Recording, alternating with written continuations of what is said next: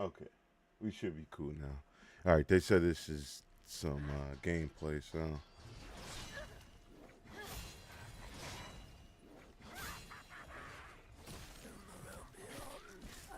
let me go back. What is that? Looks like a little lantern dude with a cyst stuff. Yeah, explosion. Oh wow, they can grab onto you. Oh, he wasn't even dead. He was just exploding. So I wonder what the health bar UI is gonna look like, man, if they're not showing it. I can't imagine you kill stuff until they just fall over.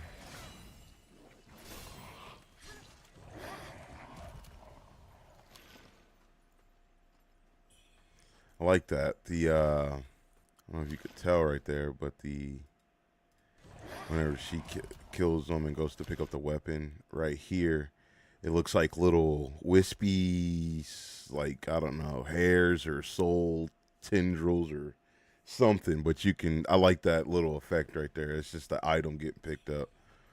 It seems like there's gonna be a lot of little micro effects like that. If you could look at her costume, you see a lot of shit coming off of it, like a lot of dust or pixie dust or something.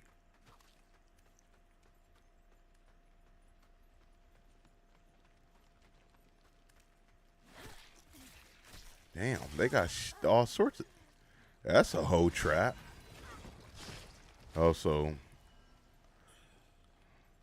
you can destroy the cart and go around that. Then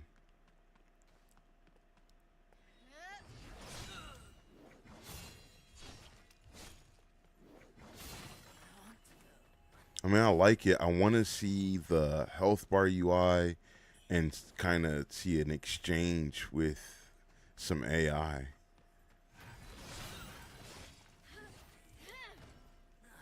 Because they are essentially like they they're getting killed like quick as shit. Yo, good stuff, bro.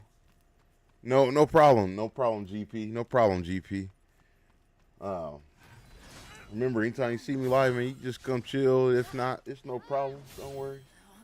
Don't no worries at all. And I'm glad you platinum it, man. I'm almost there myself. I'm playing on both PC and PlayStation, so I've been splitting up duties on it. I've beaten all the boss except for the last boss on PC, and I got 3 bosses left. And then I'm gonna be doing the gaping jaw before that event is over. But I'm close too, so maybe I'm gonna need you on one of those expeditions, man. You know, I gotta beat 3 of them in a row. Right now, we checking out some trailers and previews and stuff like that for some games coming out. I may be playing Death Stranding. I'm not sure yet, and if not, some Elden Ring Night right here. Hopefully, you're having a good day, yo.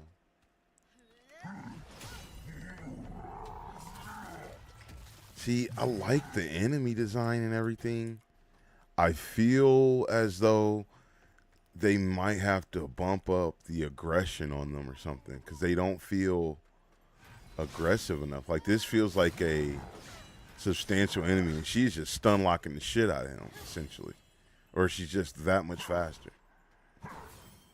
So he gets off 3 hits. One of them didn't even matter. Yeah, I don't know, man. I think they're gonna have to. Most of these enemies have been getting killed pretty quickly. I think they got to do something to where they are more aggressive. Because if not, you're gonna be killing them pretty quickly. Like, look at this. I haven't really seen any true exchange. Yeah, I don't know, man. I know these little weak guys or whatever, but I don't know. I still think you need some sort of exchange with the overworld enemies or stage enemies. I'm not sure if this is going to be interconnected stuff like soul stuff or different stages or open area, open world. It's 50, so I don't see it being open world.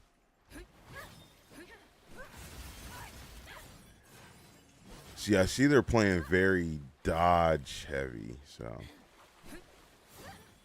like very dodge heavy. They did say that there's a parry option. See, those effects look really good, man. And there hasn't been no crazy, like, egregious rain drop or nothing.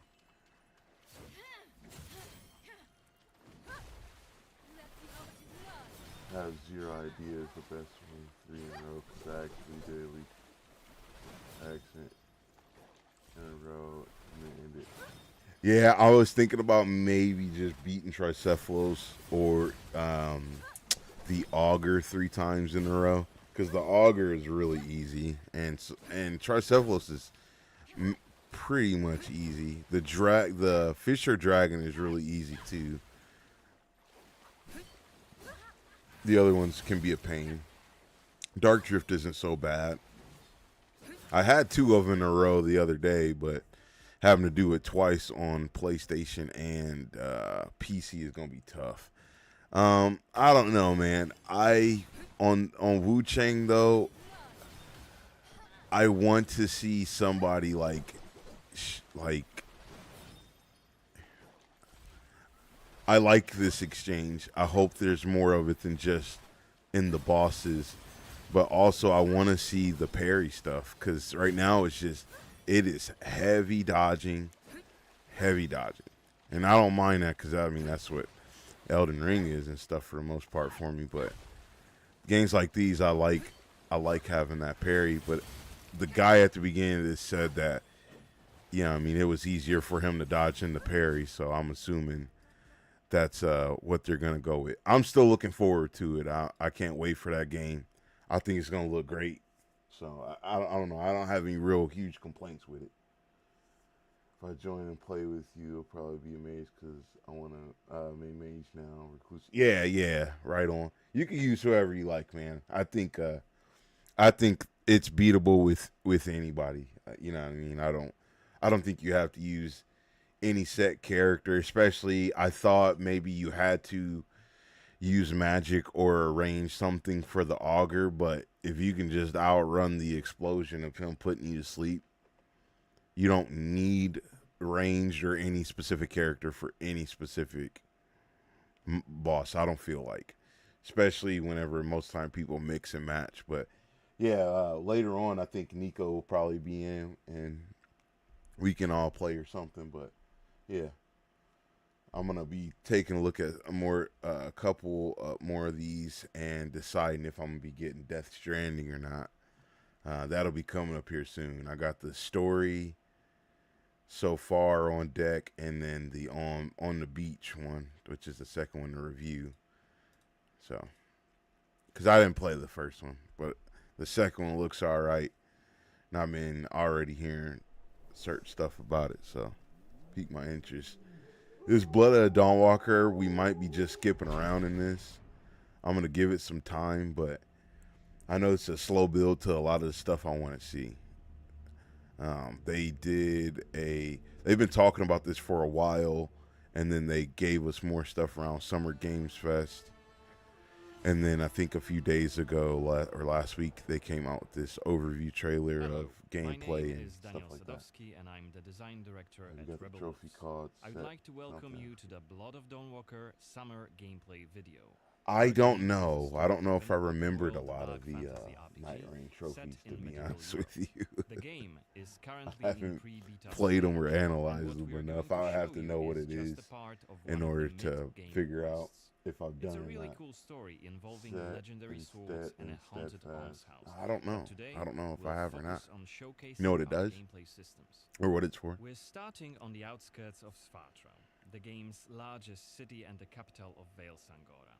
From here, we could head anywhere the eye can see, explore ancient ruins, or sabotage vampire blood transports. But it's not just about where or when you go. It's also about how you approach the main quest and shape the story, making each playthrough uniquely your own.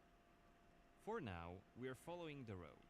Cohen is on his way to the city's cathedral, chasing leads about a powerful weapon said to be hidden in its crypts. But first, we'll have to deal with some bandits who camped out by the main road. Traveling through Vale Sangora is never boring. The world is dense with quests, random encounters, and locations steeped in lore. This will be a great opportunity to show you our combat system. Our goal was to make the player feel like a real swordmaster. Remind me of For Honor, Observes his enemy. KCD, We'll and begin stuff. this fight by And using Witcher. acrid dust to stun one of the enemies. Now, when you attack, you choose one of 4 directions: up, down, left, or right, in order to hit the opponent where he's unable to parry. And similarly, when defending, you have to take note of the enemy's intent and the direction of the attack. On the left side of the screen, just above Khan's health, you have activation charges that will be filled in with each successful attack, block, and parry. No, I don't believe I got Once they're that one. full, you can Yeah, I don't use think one I've of gotten the that one active yet, abilities, GP. which allow you to take a more tactical approach. I'm still working on We start all the the fight by Remembrance throwing Quest some 2 acrid on both dust. accounts. And now let's cast Burning Blood. I feel as though if I wouldn't be Pours playing the on enemy's both of blood them, I'd and be burns done their or close to skin, done by dealing now, but physical it is what it damage is. over time. I'm having fun taking my time with them. Alright, time to finish this fight. Let's use the final activation charge to cast the artery attack, which Okay. which actually decapitated the last opponent. Let's use Go back burn some. to fight each successful attack, block, and parry. Once they are full, you can use one of the active abilities which allow you to take a more Okay, so tactical it looks approach. like down and the arrow We up. started the Okay. fight by throwing some acrid I dust. wonder if there will be a setting or a difficulty setting or something to where it does not like mark. Yo, what up, bro? Brother ain't even get a follow back. Wait, what happened? Yeah, no, the emotes are slowly coming, bro. In order to get the emotes that I want, they've been pending. So the 3 that you see right there, they were pending for a while. I have another one pending, and then I'm gonna make some more. But I wanted to make sure that they would actually go through. You know what I mean? Before stacking up a shit ton of them, and then they never get. Whatever. Oh yeah, I'll give you that right now, boy. Here you go. Don't worry about that. I ain't stingy with the follow. It ain't nothing but a thing, man. Fair play. I'm kind of busy right now, so I don't really type that much. I'm sorry. No problems, bro. If you want to actually come over to Twitch GP, that help your boy out on the stream views and stuff like that. But if it's easier for you, so you ain't got ads, stay there. You keep yourself over there. Don't you come over here. You stay there. I'm gonna see you too. I'm gonna be on both chats. Don't worry. But yeah, so we'll get more emojis in there soon, my boy. This is that Blood of the Dawnwalker joint. I'm checking it out right now. I forgot what the fuck I was saying though. Oh yeah, I'm wondering if with that block and parry shit right there, because they give little cues. To take a more So tactical approach. where is it? So right there is the up. So you're gonna block up. I know they do that in other games and stuff, but I wonder if there'll be something to take it off in case people want to make it harder for themselves, so it's not like an easy dead giveaway, and they want to challenge themselves more. I'm not saying I would, because I would probably keep it on there for a while. Now let's cast Burning Blood. But some people might not like that UI too. Blood and burns their skin, dealing physical damage over time. Yeah, actually, be honest, to me, like after a while, I think if I wanted to really immerse myself in the fight, I would want the option to turn that off. To be honest, I think I would. I think both should be available, 100%. Both, and I do mean both. Come over on Twitch in a bit. No problem, man. No problem. Do your thing. I'm glad you're here regardless, brother. Just understand that. Be home about 200 fingers. Okay, brother. I'll see you in a minute, my boy. Appreciate you. Alright, time to finish this fight. Let's use the final activation charge to cast the artery attack, which actually decapitated the last opponent. Our hero quickly dispatched the bandits, so let's loot a few items they've left behind and open the inventory. First of all, let's replenish our health by eating something. And then take a closer look at this cool-looking weapon we just picked up. Ah, it has better stats than our current weapon, so let's equip it right now. We've also leveled up, so let's use this opportunity to spend the newly acquired skill point in one of Cohen's skill trees. The skills in the Blood of Dawnwalker are divided into 3 trees. Yeah, I seen One this for portion human, of it one for briefly. I was vampire, like, I and mean, one shared. it's cool and all. Like, I mean, not even cool. It's basic. I mean, it's not nothing. It doesn't even look that crazy. But I mean, interesting. They got a shared perk, the vampire perk and human perk. I wonder if we'll get more. I see activate or active abilities, so that might be something passive, maybe. Not sure, but maybe we get something on another skills We thing later also on. have an Who active knows? abilities panel. We can use it to unlock additional abilities to use during combat. Note that during the day, the health bar is not regenerating. You need to find consumables like the one we've just eaten. The hexes we've just used also consume some of Cohen's health. Be aware of that. The way our magic system works, there's always a price to pay for manipulating reality. But we can make it sting a bit less. Let's level up the Frugal Witchcraft skill, so next time we'll cast a hex, it'll consume Cost 10 less health.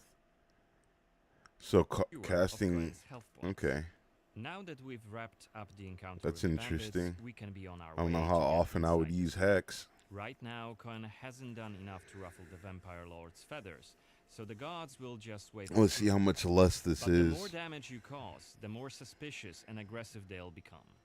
So when you play the game yourself, you'll have to decide whether you want to challenge the vampires openly, or lay low until you're ready to strike and surprise them.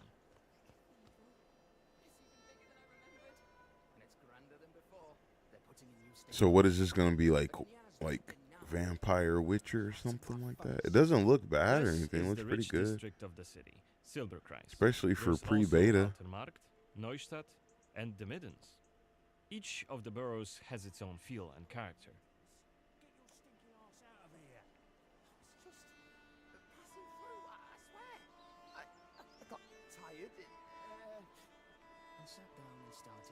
Looming high over the city is Brensis's castle, Greifberg.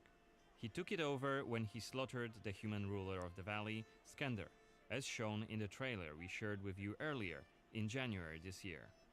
In order to complete the main quest and save your family, you'll have to storm the castle, alone or with help of friendly NPCs. We could do it right now if we wanted, but it would be super challenging. So he's talking and all that. I'm looking at like all the UI. Something I noticed is rescue your family. 22 days left. They and then the noon and all that. So they have timed and day quests to get on that. Man, I don't know about timed and day quest. I have always been so back and forth on that. I don't know. I'm not a big fan of people going to be like, "Oh, you love Souls games," but and even then, I'm not a fan of missable quests. I don't think I don't think it's enjoyable to know that there's something you missed out on that you can't get unless you do another playthrough. To me, that's just it's not fun. Really, it's a game at the end of the day. Like it's stuff like that to where it's just like I'm more lenient on a tough boss or having to learn mechanics or something versus things just being unnecessary. Like I don't understand that because if your game is that good enough, people are going to go back and play it regardless. Now, most of the games I do play, they do that, and I don't agree with it. I don't think that is a wise decision really almost ever. There might be rare exceptions that I will want to hear out or understand, but it's a video game, and unless it's something like you're playing a fighting game, and against this character you have to do a certain move or something like that. Like I don't know, certain things where it's just like, but even then you can get that run over again quickly in a fighting game because you can play that portion again. So I don't know.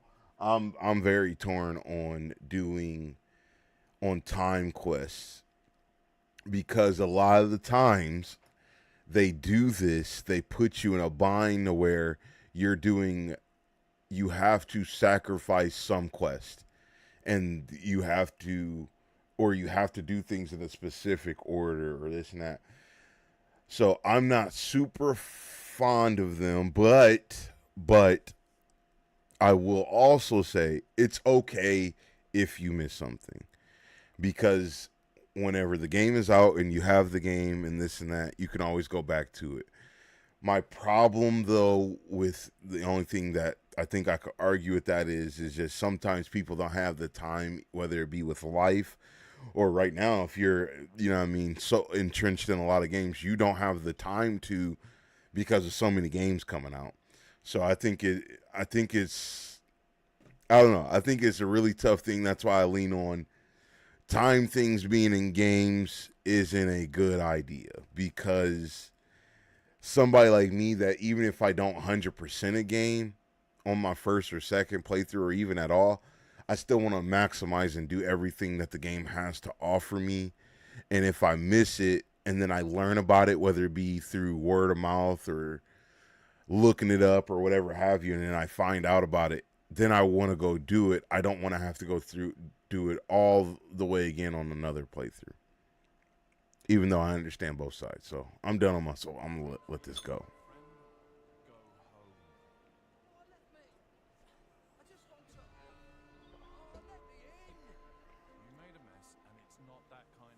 Let's check the map.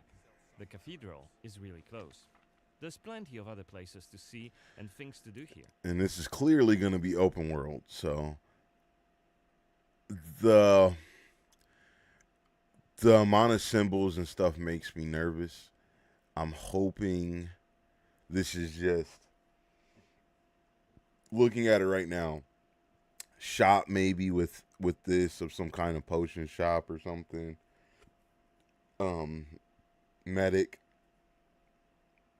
armor, a pub of some kind or whatever, and the blacksmith. That's cool. But I hope that they make it to where a lot of this stuff has to be discovered. I'm not against waypoints because I would have liked waypoints in Expedition 33, but then you would have to need a mini map. But I think a compass would have did just fine in that game. So I'm not against waypoints or anything like that, especially in an open world game. I mean, I feel like you kind of need to have that. So I'm definitely not against it, but I hope that there are things to be discovered, you know what I mean, without them being solely pointed to you. So that's why I say that line of do not, I'm not a big fan of the time quest because there's a lot that's going to be going on and you're going to have to find the time to backtrack or do something to make that available to do. Hold on.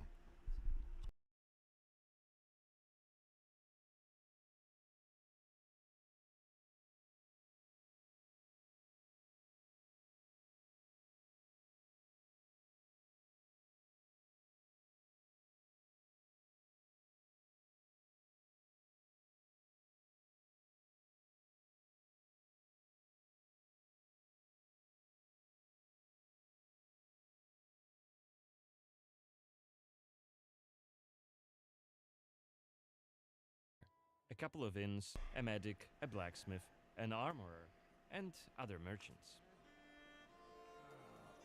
Yeah. I'm checking You out can this see Blood that of not Dawn only the Walker vampires came trailer out of the thing. shadows. This creature on the right is called an Uriash. Look around, especially I'm gonna at look night. at that Death Stranding 2, Have see lots to fear, what it look not like. just the vampires. I'm thinking about picking it up.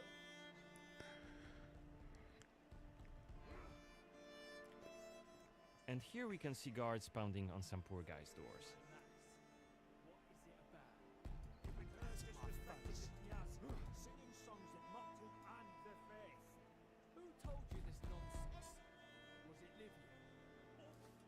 It's just one of many different community scenes we're implementing in the game.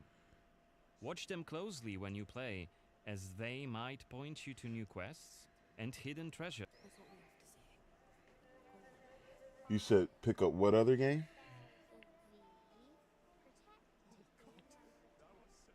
Okay, What? we are at the cathedral game? gates.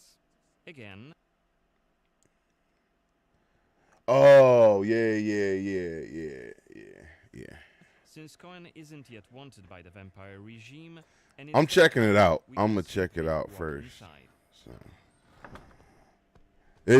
I had looked at like a couple seconds, and it looks like they got way more action in it and stuff compared to the first one. So I'm gonna check it out first.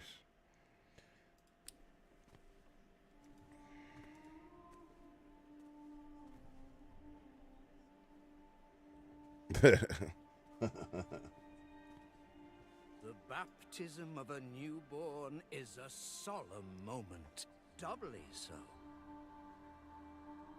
It's cool and all. I don't want to check out cutscenes. Bringing happiness. Odd baptism. Creepy, isn't it? The core feature. Well, if I end God up of the playing Walker it, is you're the gonna dual ruin it faith. now. So don't even Remember, ruin it now. Cohen I'll may be a wait on human the during the day, cutscenes.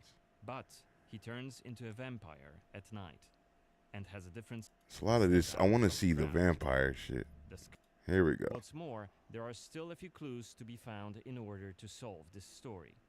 It's worth mentioning that is shadows. Yeah, he'll go. Let's go back right here. As a vampire, you'll see and experience the world from a different perspective. You can travel quickly and easily access places beyond the reach of regular humans. Let us show you what we mean. This is Shadow Step, a unique vampiric ability allowing Cohen to jump to almost nice. any They got place 2 within moons. his reach. Now, let's take a good look around using the focus mode. I got a shadow step, a blood This sense. ability highlights objects of interest and loot. And there is something right here. This time it's just some items to grab, but on other I had seen occasions, this part. who knows? I don't know if You the might wise. come across They probably did it for time, but I would have shown you sensing the body and then going to it and it giving you a quest versus some bullcrap loot that they are showing and then mentioning that it gives you a quest sometimes. I would rather you just show me that, oh, this leads to something. That could have been what you did. Like, I don't know. They just walked up on the body and it's just bullcrap Looks loot. like our health is quite low. Ah. This is because, as a vampire, your health bar also represents your hunger level. He said sometimes there start could be a each quest. night You should have first just thing showed me the quest. Remember, you have to Like how it quench would have this started or thirst something. in order to make full use of your vampire abilities, and rein in your monstrous nature around NPCs. Otherwise, you may end up draining someone important, which may lead to unpredictable consequences. We'd better feed then. Maybe on someone who is standing all alone, like this drunkard. Oh, so you could do it to go to other spots grab too, it. not just And use voracious on top of the bite buildings. ability. Unless you lose control due to hunger, you get to decide how much blood to drink. You can drain just a bit and knock your victim unconscious, or go all the way and kill them. And if you're adamant you don't want to hurt innocent humans, you can drink from animals and some other creatures. What do you?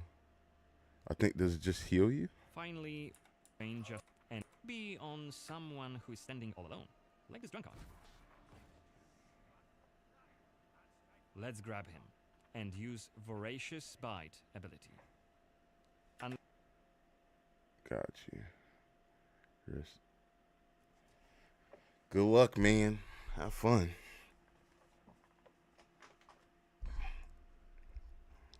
Probably easy, just the time. Yeah.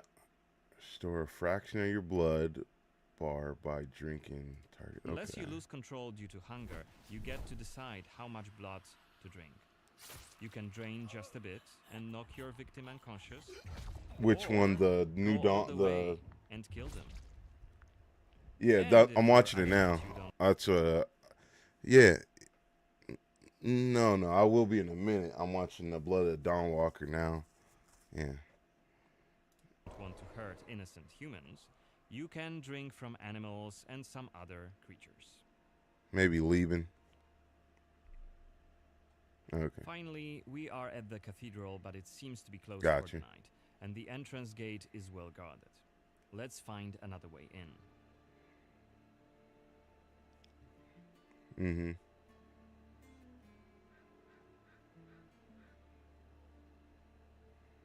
Yep.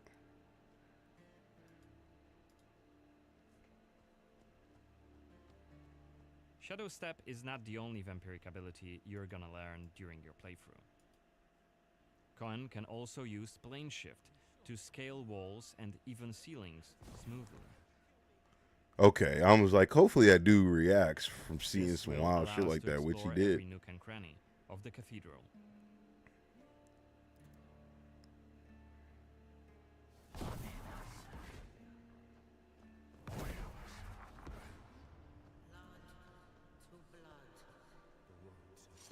Oh, that's cool. Quiet. I like that. I like that little slide down. That was pretty nice. So he drags his claw or his nails on the. That's pretty nice. Is that Boyer's Xanthe? What the hell is she doing here? What is she doing? Is that a ritual for the blood gods?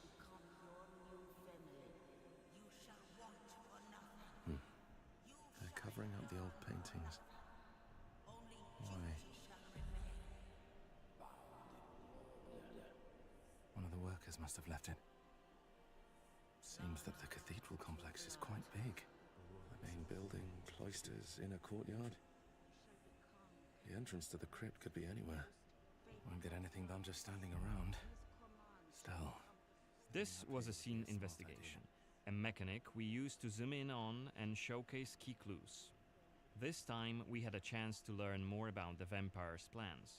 Looks like they're keen to cover up the old frescoes. That's nice. So that's something we could take a look at. This way, I wonder we if could that's learn more about something. the cathedral's. I wonder if that's something that they are gonna. It's gonna have a range that can get greater and greater range or something, or if it'll just be one set range throughout the whole game that you can't manipulate or make better. Past. Because it already goes a good distance. You could use it underneath, on top, Looks on the like side we're of stuff. alone here.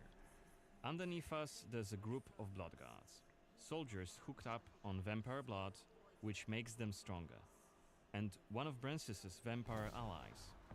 It's Xanthe, the oldest vampire in Vale Sangora, and quite a powerful lady. Let's descend and check what's going on.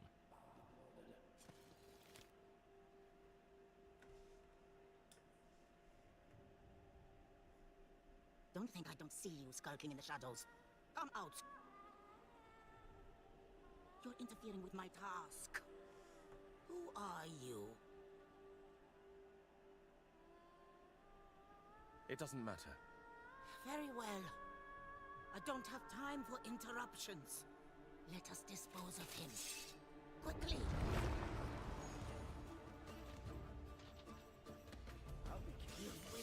Oh, so you actually fight her. Cohen is using his claws to attack when in vampire form. Blood guards are dual-wielding opponents. Their attacks are pretty strong. Of course, even when fighting with claws, combat is still directional. Don't worry, Cohen can still use his sword as a vampire.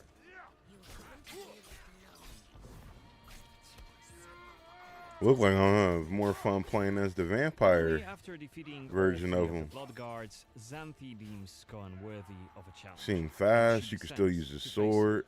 Still She react uses her well. It blood look control cool. powers to cast a multitude of attacks, like That's her cool. blood whips that hit Cohen from left and right.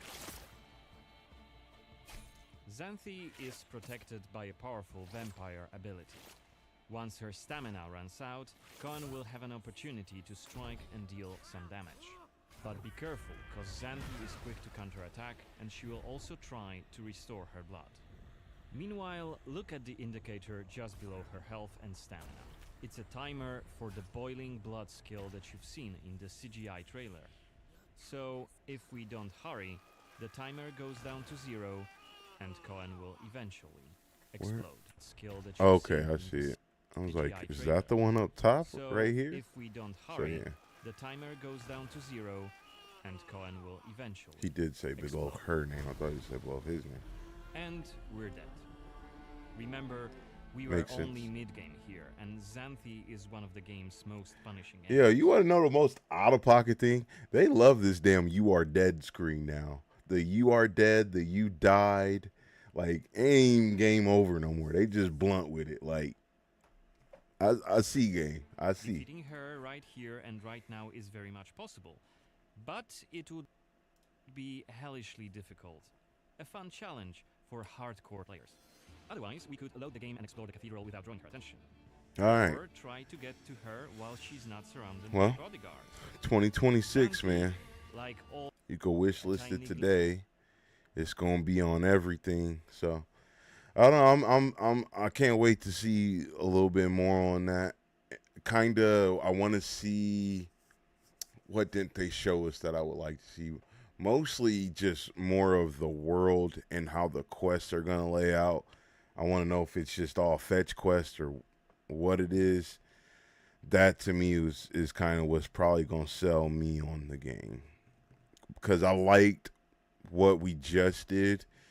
Like you did all the, you looking at the scenery and scoping it out and reading the pages in the book and all that stuff, but then like you got to creep up on the enemy. It was fine that it, the cutscene it gave us the decision. Now I wonder in that choice thing back here. Let me go up to her. So right here. Come out. Are you? Interruptions. Let us. So wait, go back. So right here, she has "Who are you?" and it gives you. You just say his name. It doesn't matter, or didn't come here to talk. Do all of these still lead to the fight, or will something else happen? Essentially, because that's kind of to me. Okay, some people they might be okay with. They all still lead to a fight, but you get different dialogues out of it. But I think if they're going to give you a decision like that, a different chain of events should happen. Maybe it all leads to the same thing in the end, but if a different chain of events happen now, that would be cool. But hopefully it's not something to where you got these decisions and it doesn't matter. You know what I mean? I think that is one of the biggest complaints I hear about from people that really like decision making games, that sometimes their decisions just doesn't matter. And if they're gonna do that here, like it even says time to decide, I would hope that, well, he's saying it doesn't matter, and I feel like didn't come here to talk. I feel like both of those are gonna lead to a fight. So if he says his name, what would happen? Maybe we know whenever we play, but hopefully it's something different.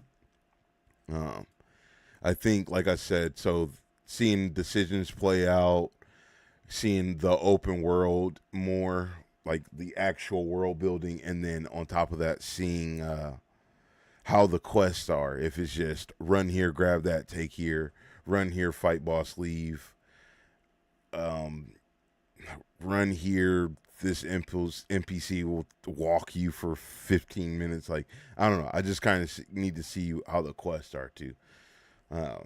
Speaking of seeing how things are, we're going to talk about Death Stranding 1 and 2. Or no, 1 and 2. Well, the story for Death Stranding 1 that leads to Death Stranding 2 on the beach. It came out today, at least the early access of it. I'm going to check it out. I'm going to see if it's worth getting, if it intrigues me enough to get. And if you're like us, you could probably do with a recap of all the important events of the first game. After all, it wasn't that simple to wrap your head around. I haven't played the first one at all, really. I think I played 5 minutes of it, and I didn't understand what the point of it was, so I got off. And this is a decent amount of time. So.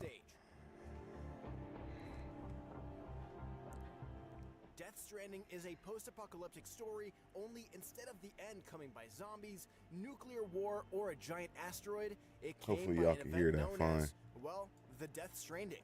The Death Stranding was a cataclysmic event in which ghostly beach things, or BTs, suddenly appeared in the world of the living, triggering a massive amount of simultaneous explosion-like void-outs all over the world that eradicated everything that was caught up in them, leaving nothing but craters in their wake. An explosion. So Dr. Stone, not just playing. That will be our last. As a result of the Death Stranding, previously undiscovered particles known as chiralium appeared in our world. Rain turned into timefall that rapidly ages whatever it touches, Oh, wow. and those BTs still wander around the world in rainy areas. They're then pulled magnetically towards life if disturbed from their eerie hovering, and eventually cause more void-outs if contact is made. Naturally, this has led the remnants of humanity to turtle up inside isolated cities, thus creating the need for transporters, those brave enough to make the journey to deliver essentials from one city to another. Porters are some of the most valuable people in this death-stranded world. You're the one I wanted to send, Sam. Enter Sam Porter Bridges, who begins the story assisting body disposal specialists. Ever since the Death Stranding, bodies need to be burned when they die. Otherwise, they will eventually necrotize and turn into BTs. Anyway, on one such disposal job, things go bad. Like, really, really bad. A mysterious masked man seemingly controlling BTs sets them on Sam's buddy, and before he's able to kill himself, a giant BT swallows him whole, triggering a void out and killing Sam in the process. Well, kinda.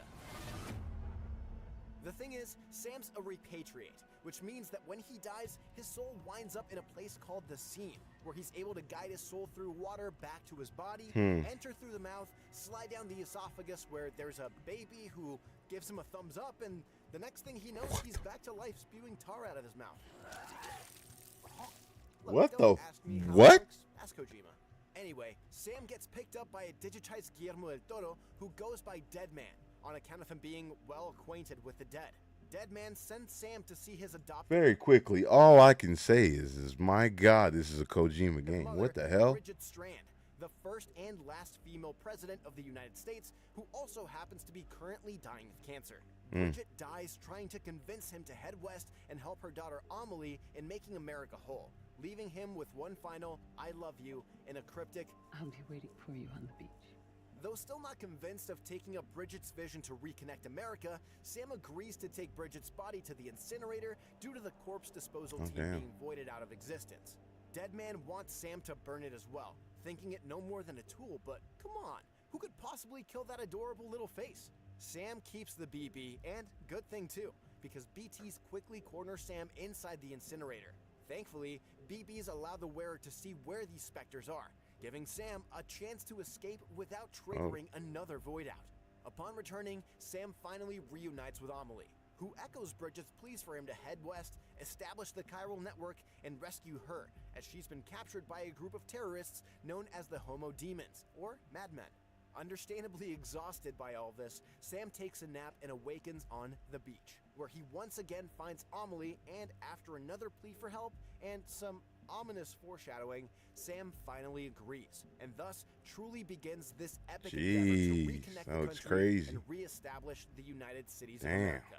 Eventually, Is Sam that and another Sam fucking finally planet agrees, or a and thus fucking truly moon? begins Or the sun?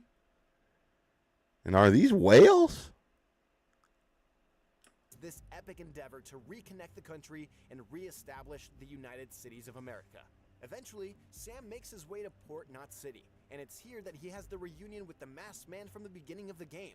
We learn that his name is Higgs, named after the God particle, the Higgs boson. The particle of God that permeates all existence. Higgs introduces himself with a classic villain monologue, all of which makes much more sense later on, and then, because he appears to be able to control them, sends his BTs after you.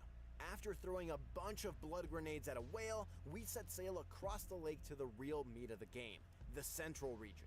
It's here that Sam gets to fully know Fragile, a fellow transporter who has a freaky umbrella that gives her the ability to teleport and an appetite for cryptobiotes. She's also hungry for revenge against Higgs, as the two used to be partners before he used her to unwittingly turn Middle Knot City into a crater and almost blow up South Knot 2. When Fragile was caught attempting to save South Knot City, Higgs offered her a choice. Save the city by running through rapidly age-defying timefall and throwing the bomb into a pre-existing crater, or save it Really quickly, yo, it just seemed like this is super layered with what happened beforehand, what's going on with that baby, the BB thing, Norman Reedus and his involvement in all this, the Higgs boson dude, old girl right here, both of them actually, one that walked into the sun or the ocean or whatever, and then the new person he just met. So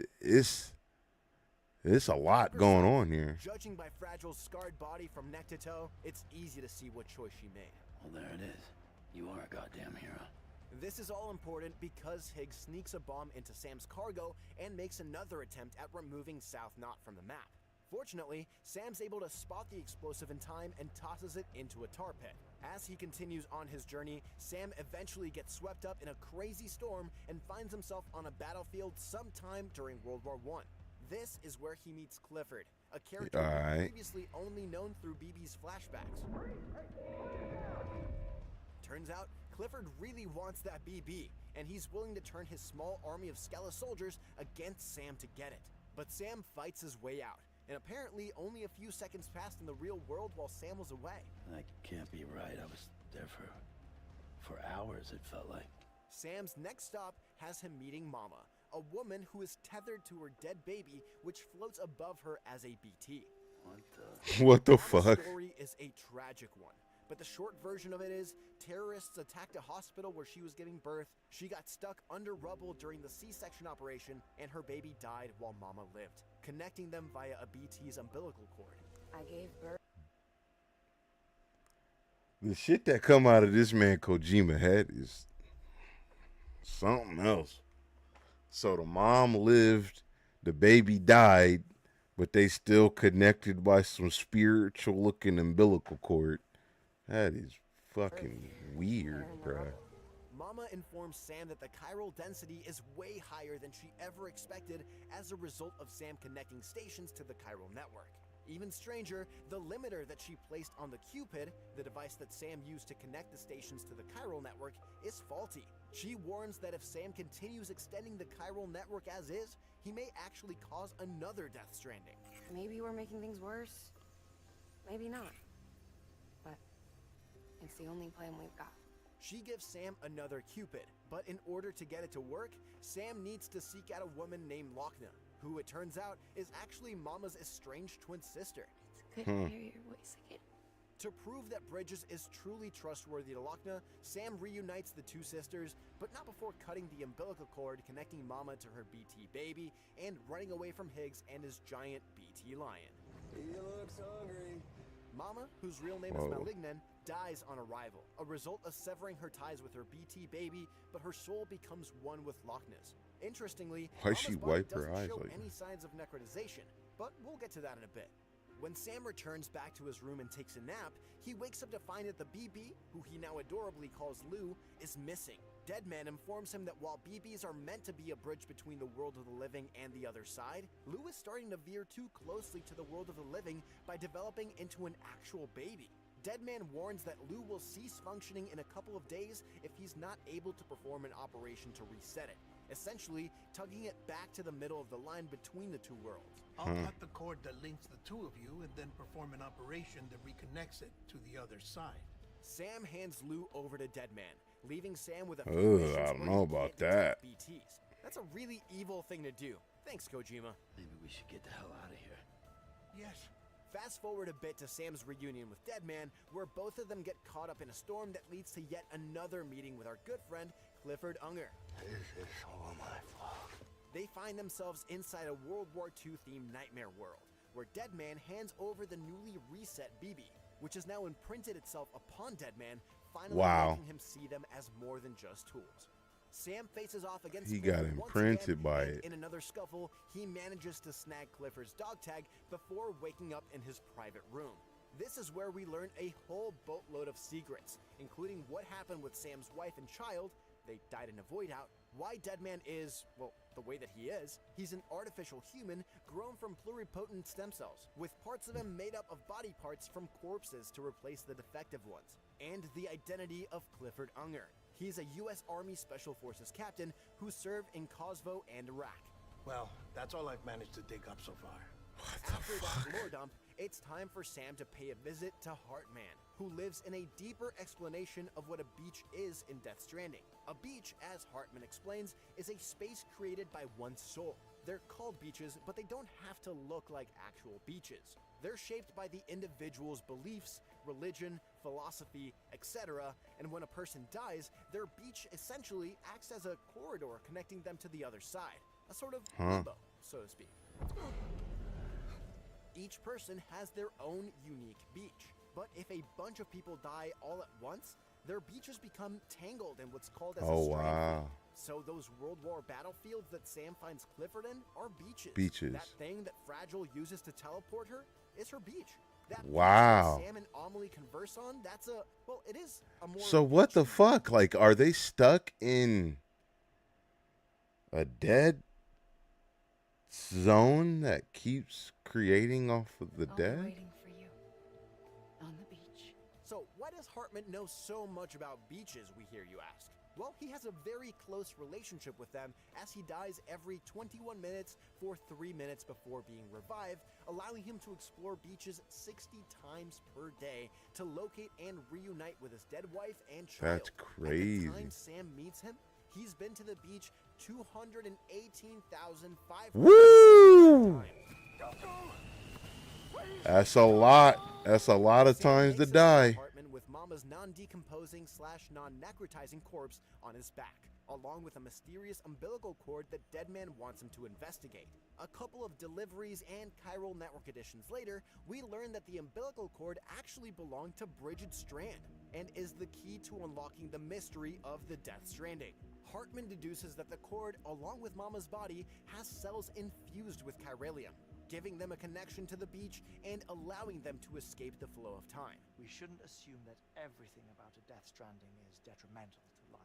Now, here's where things get the last 2 episodes of Evangelion levels of crazy. The umbilical cord leads Hartman to believe that Bridget Strand was actually an extinction entity, and that Amelie, being her daughter, may actually be an extension entity herself as well. Though Higgs already told us that, so thanks for the spoiler warning, Higgs. Careful. Contents are fragile. After crossing a giant tar pit, Sam finally reaches his destination on the West Coast and completes his goal of reconnecting America. It's at this point where Higgs reappears with Amelie, applauding Sam on a job well done. Now that the chiral network is complete, Higgs plans on using Amelie to merge all of mankind's beaches into a single shore and trigger a final Death Stranding to bring on the 6th and most devastating extinction event. Which brings us to the big old boss fight. After defeating Higgs's giant BT, Higgs runs off with Amelie to the beach. Fortunately, with Fragile's special power, Sam is able to follow them for one final fisticuff showdown. After beating up Higgs and leaving his fate to Fragile, Sam rescues Amelie. And everything seems to be fine, right? Well, not quite. Turns out Amelie lied to Sam about a bunch of stuff, and we'll get to that in a second. But there's also still the matter of Clifford and his hunt for his BB. Clifford appears on the beach Sam is on, along with Die Hard Man and Bridget Strand. Cliff recognizes Die Hard Man and Bridget and demands his BB back. Give me back my BB. Bridget points him in Sam's direction, but before he's able to get to Sam, Amelie shoves Sam off a cliff, and he reawakens in a private room. Now, it's time for Sam to head all the way back east. Right before he reaches his destination, a familiar storm kicks up, and he's off to have one last showdown with Clifford. After defeating him for the last time, Sam finally learns the truth. Clifford's actually not such a bad guy after all. He was a war hero, a loving father, and a heartbroken husband who was lied to when he entrusted his baby to Bridget Strand after his wife wound up in a coma. Oh, and Sam is actually Clifford's son, as well as the BB Cliff has been searching for all this time. Die Hardman, a soldier who served under... Is he the baby? ...to give Cliff the space to break him and his baby out. But Clifford got caught, leaving to Bridget giving Die Hardman the order. Wait. Clifford's actually not such a bad guy after all. He was a war hero, a loving father, and a heartbroken husband who was lied to when he entrusted his baby to Bridget Strand after his wife wound up in a coma. Oh, and Sam is actually Clifford's son, as well as being the BB Cliff has been searching for all this time.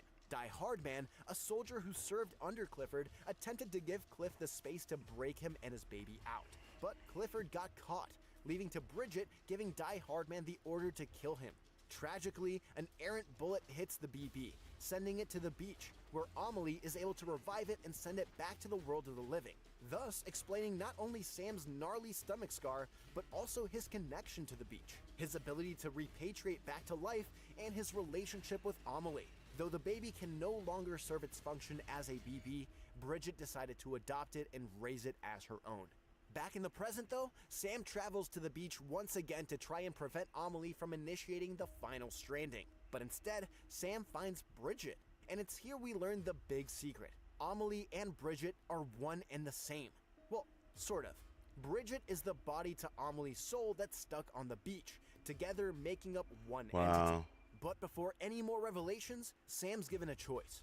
The sixth stranding has already begun. Does he sit back and watch it happen, or does he cut his bond from Amelie and stop her from achieving her goal? Turns out it's a bit of a fake choice. You can't actually kill Amelie, though you can watch the last stranding go down, which will only point you in a continue screen.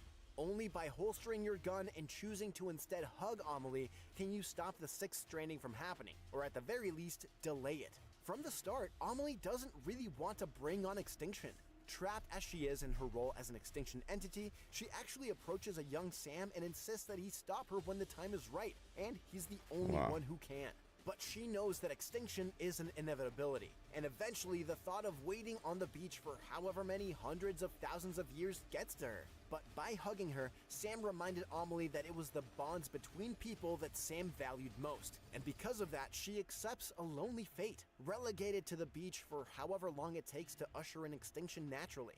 After the world-saving hug, Sam wanders the beach listening to Amelie and Bridget's whole story, and eventually, he is rescued and brought back to the world of the living thanks to the combined efforts of Hartman, Lochner Malignan, Deadman, and Fragile, who managed to track Sam down thanks to a revolver that Die Hardman brought into the beach, which contains his blood in the hematic round. From there, Die Hardman becomes the new president of the UCA, delivering an inauguration speech that makes Sam uncomfortable with the overwhelming praise. Fragile, meanwhile, continues her delivery business, and Fragile Express becomes the first private delivery firm to be approved by the UCA. Fragile also reveals she never shot Higgs. She instead gave him the choice of death or being stranded on the beach. She offers Sam a job to work for her one last time, but Sam insists on staying a lone wolf. After Die Hardman's presidential inauguration, Deadman returns Sam's BB back to him. Unfortunately, Lou is near death, and Deadman gives him the news that to prevent a void out, Lou will need to be incinerated like any other corpse. Deadman heavily implies to Sam that Lou could be taken out of the pod to see what happens, but he also warns him that it'd be a direct UCA violation. He then disconnects Sam's cufflinks from the UCA, explaining that he can now remove them if needed. Officially free from the UCA, Sam travels to the incinerator to dispose of Lou's body, but Deadman's words reverberate in Sam's head. He starts the process of incinerating Lou before grabbing him at the last second. Sam instead incinerates his cufflinks and removes Lou from the BB pod. After a struggle, Sam is able to revive Lou, and the two leave the incinerator. Now that Sam is fully disconnected from the UCA, they seemingly will go on to live as father and daughter. Oh, right, the post-credit scene shows Sam naming BB Louise. Twist. But that isn't the end of the story, is it? Taking place 11 months later, Death Stranding 2 looks to take Sam, Lou, and Fragile to new continents. Sam has been trying to live a quieter life in Mexico before he's asked to reconnect Australia, much like he did America in the first game.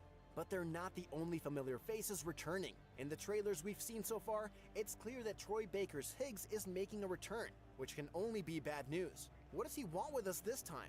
We'll just have to wait and see. But if the tentacle coming out of this mouth here is any indicator, it won't be anything good. They'll be joined by mysterious new characters, including Rainey, Tomorrow, Tarman, Dollman, and the enigmatically named Neil. We've got a particular eye locked on this solid snake-like gentleman, but beyond knowing what these people are called, much remains under wraps about where the sequel story will take us. We'll find out soon, though, when Death Stranding 2 on the Beach arrives on June 26th. Hey, it's got an interesting story. That's what I can say. It's got an interesting story. Like I said, it's very layered. I like that they got a starting point or points that go off and come back to a certain. I dig that. It's got a decent story. I mean, not mad at that. No. I'm just talking general. I don't know. I'm gonna check out this review, man. See what it's like, man. Platypus Seaman, a talking crash test dummy, a puppet soaking in a hot spring, this ugly bastard, Norman Reedus's nips. No, these aren't straitjacket blabberings due to another vicious bout of temporary madness. Instead, they're just 10% of the bizarre things I've seen in Death Stranding 2 on the beach. But it would be far too easy to dismiss Hideo Kojima's works as acts of weirdness alone. I think we should encourage such wild creativity, and be excited that someone is willing to show us things we'd never even thought of seeing. When viewed this way, Death Stranding 2 stands as an almighty achievement, a triumphant combination of complex sci-fi storytelling and thrillingly evolved stealth action that impressively builds upon the experimental foundation of its predecessor. It's beautiful, horrific, nuanced, and crucially, a lot of fun. Simply put, it's everything I wanted Death Stranding to be.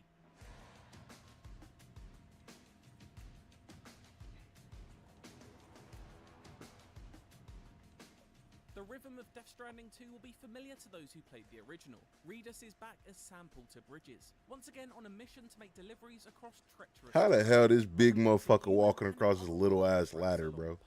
It requires you to be prepared for what faces you on each mission by studying your map and packing With accordingly. little feet and a big body. Too deep to walk through in your way? Bring a ladder or two along to cross with it. Spot a warning that BTs, the ghostly threats that stalk certain rainy spots, lurk in that area. Pack a few blood grenades to lob at them.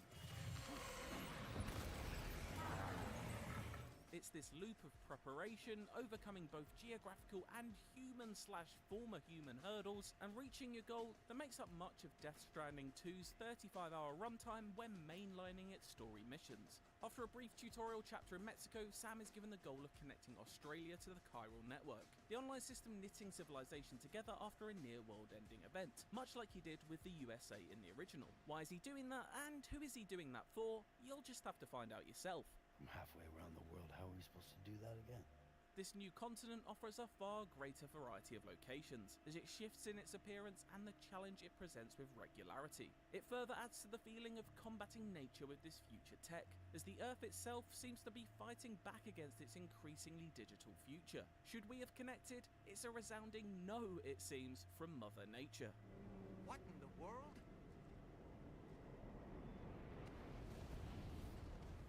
The dangerous desert expanses of The Road Warrior are no doubt an inspiration, and the guest appearance of Mad Max's creator George Miller is more than a mere coincidence. These are not just cinematic influences for the sake of it, as they inform and instruct Kojima's approach to gameplay too, and are reflected in an altogether more action-heavy evolution of the original Death Stranding's template. Oh, on Twitch? Yeah.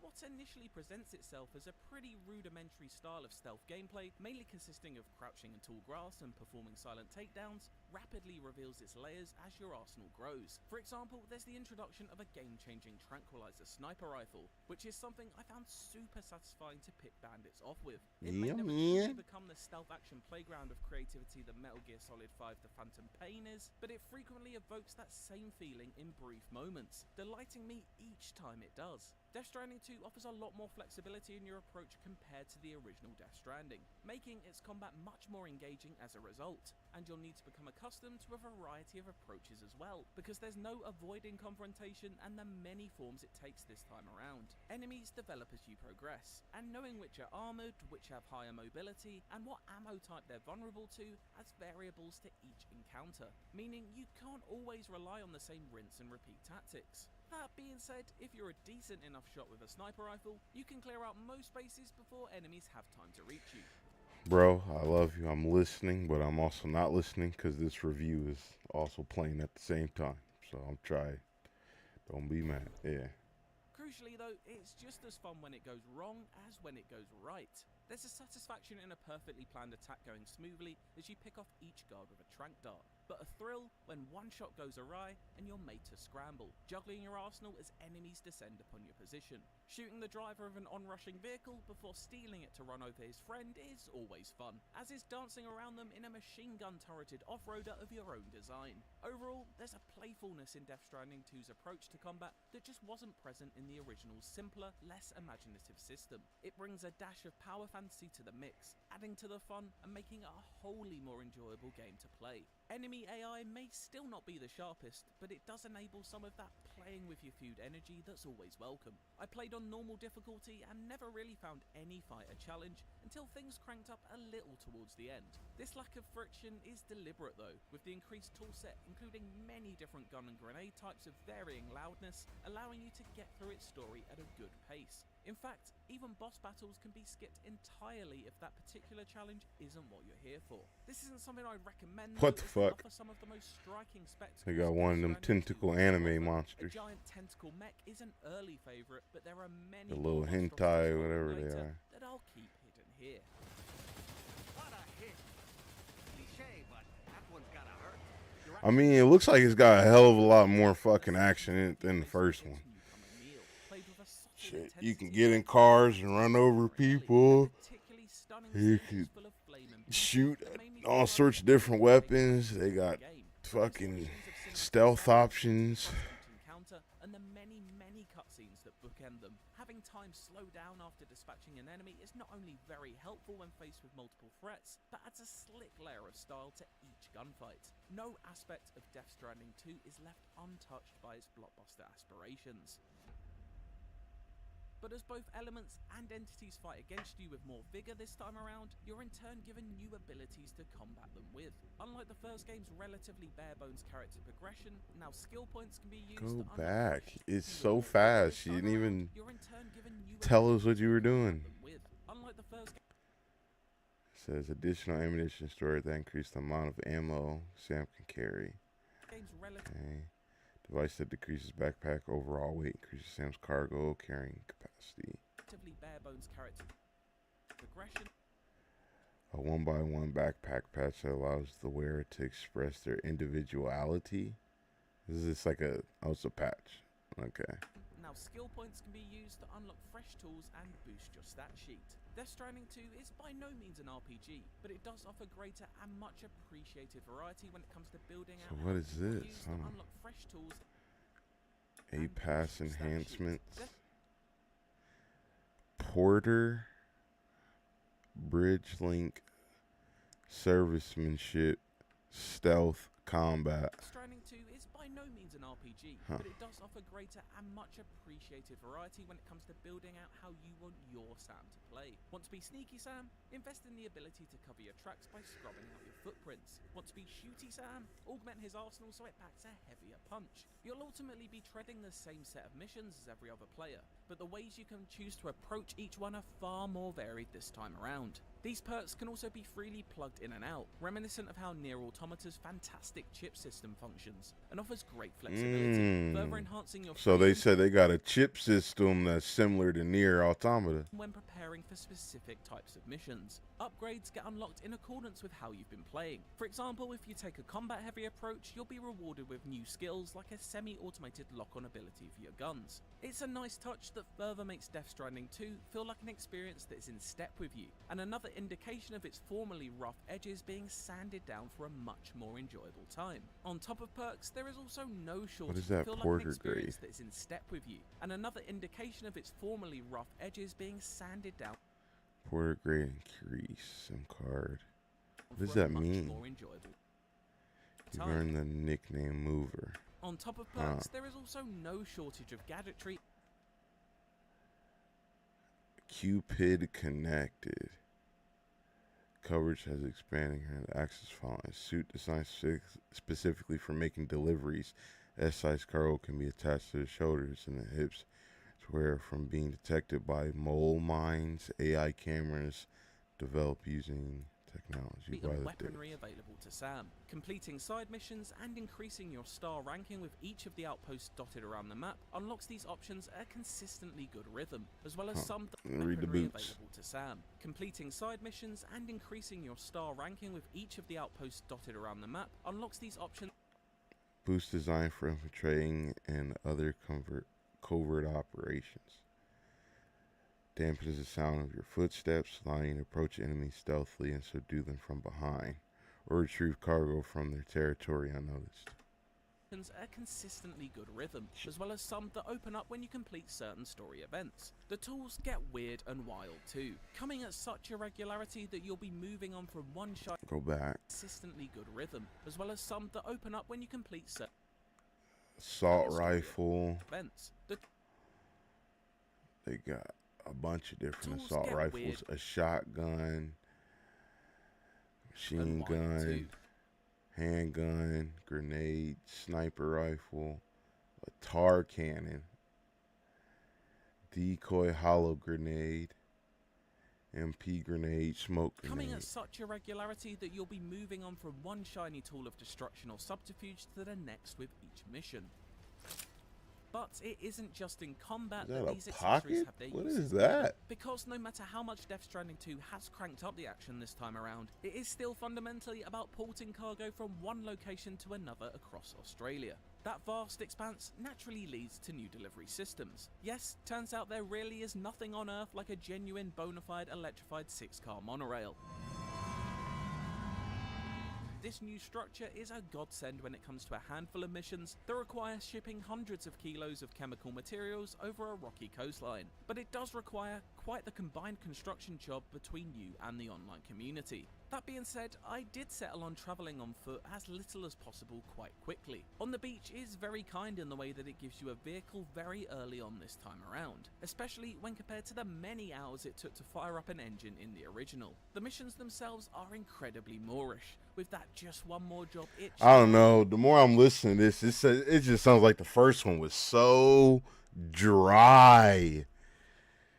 The first game just sounds so fucking dry. Like there wasn't nothing. It was story and delivering.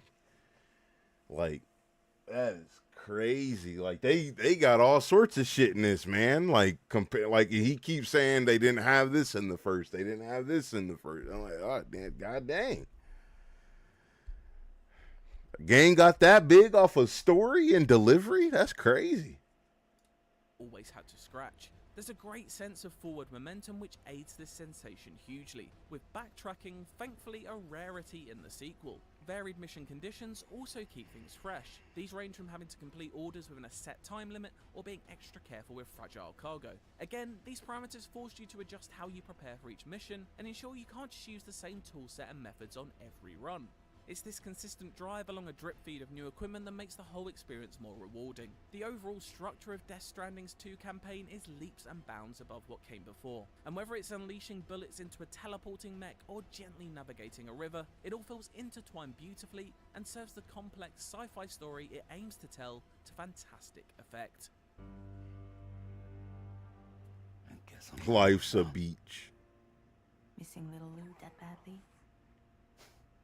You know I am. Set 11 months after the events of the original, On the Beach's twisting tale begins with Sam attempting to settle into a quiet life off the grid with baby Lou. Where it goes from there, I won't even dare to spoil, but I guarantee you won't see even half of its reveals coming. I can say though that there's an ongoing trend of viscosity throughout. Tar, sludge, oil, blood, you'll wade through it all. But it's also thick with intrigue, as the secrets continue to be uncovered in a flurry of ideas so dense I struggle to point to its like elsewhere.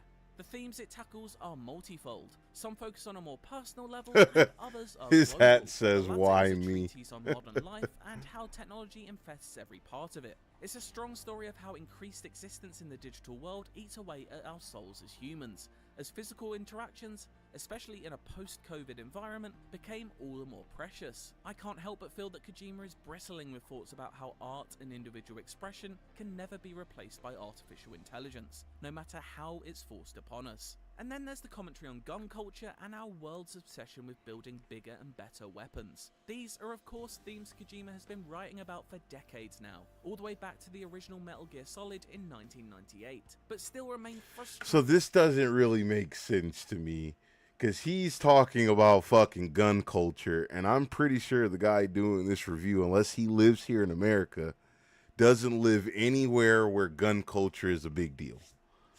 Like, aren't most of the overseas states either they ban guns or... Hold on.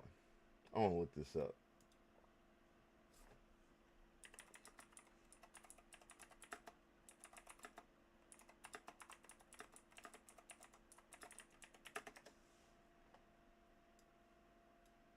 Yeah.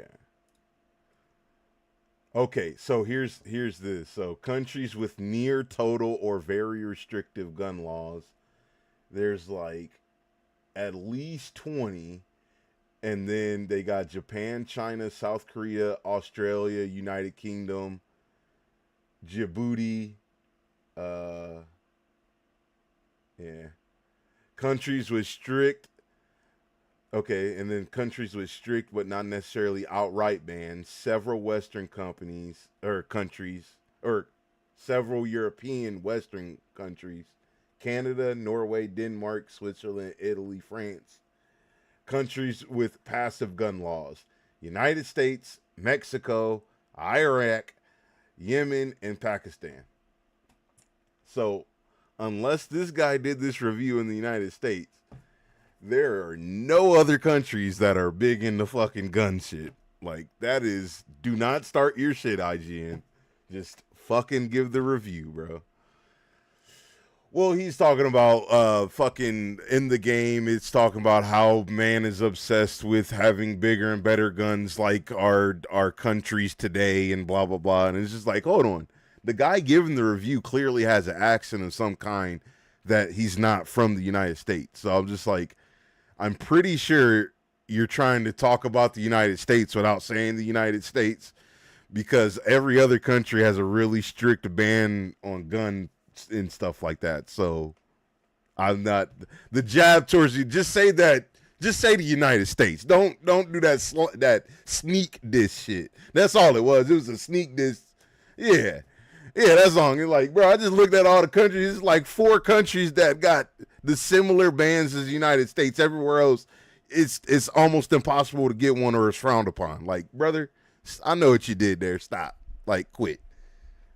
Just get a review, bro. And worthy of continued commentary on in a modern context. Yeah. The shit dried up, man. Yeah. Right.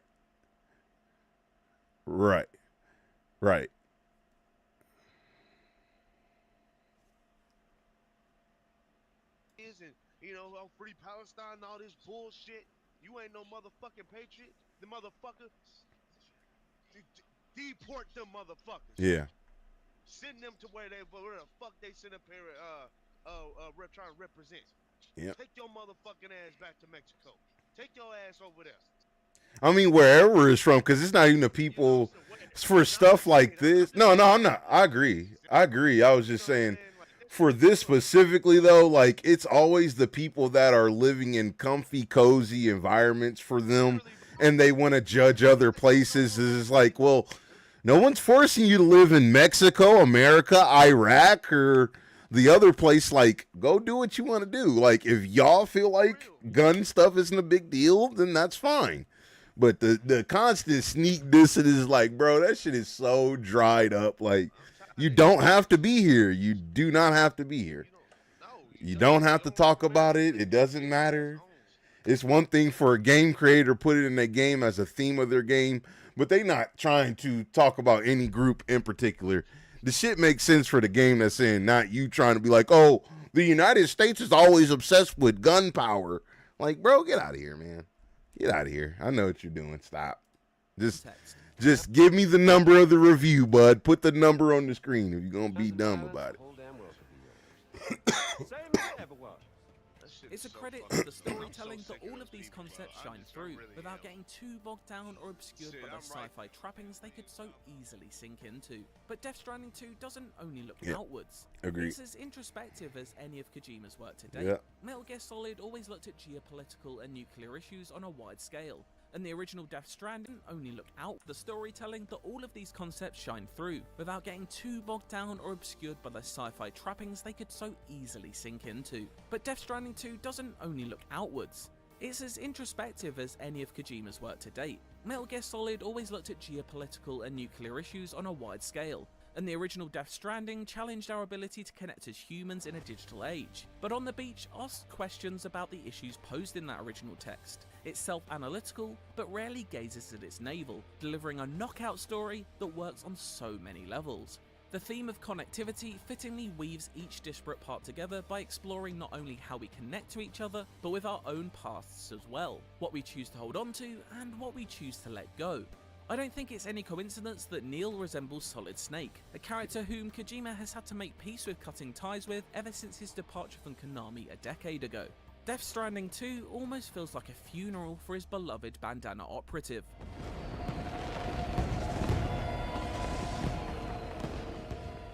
Norman Reedus continues his stoic portrayal of Sam Porter Bridges and anchors the story with a calm, centered approach. I do find Sam a fairly impenetrable character to connect with on an emotional level though, as he again serves as a vehicle for the story rather than the personal heart of it. He is given more range to work in this time around, but his not too high, not too low performance once again allows for the supporting cast to shine. Léa Seydoux beguiles as Fragile, a layered character that the French actress elevates even further. Elle Fanning is fantastic as the enigmatic Tomorrow, and the mysterious Red Samurai is dripping with cool. It's the kind of sleek style we've come to expect from artist Yoji Shinkawa, ever since Cyborg Ninja first dashed onto the screen in 1998. He's a master character designer on top of his game, and Death Stranding 2 really gives him the opportunity to cook again and again. I also have a soft spot for the aforementioned Dollman, who makes the journey a little less lonely by accompanying you at all times on your utility belt. He's effectively a version of God of War's Mimir, but instead of funny retellings of myths and legend, we're treated to high school level interpretations of the themes of Moby Dick, and occasionally telling you that you stink. Sam, been a while since you had a proper shower, wouldn't you say? The standout performer this time around though has to be Troy Baker's return as Higgs, who pretty much steals every scene he enters. He's been given license to bring an even more operatic edge to the character this time around, complete with a chilling mask and crimson electric guitar to match. A ready Van Halen, if you will.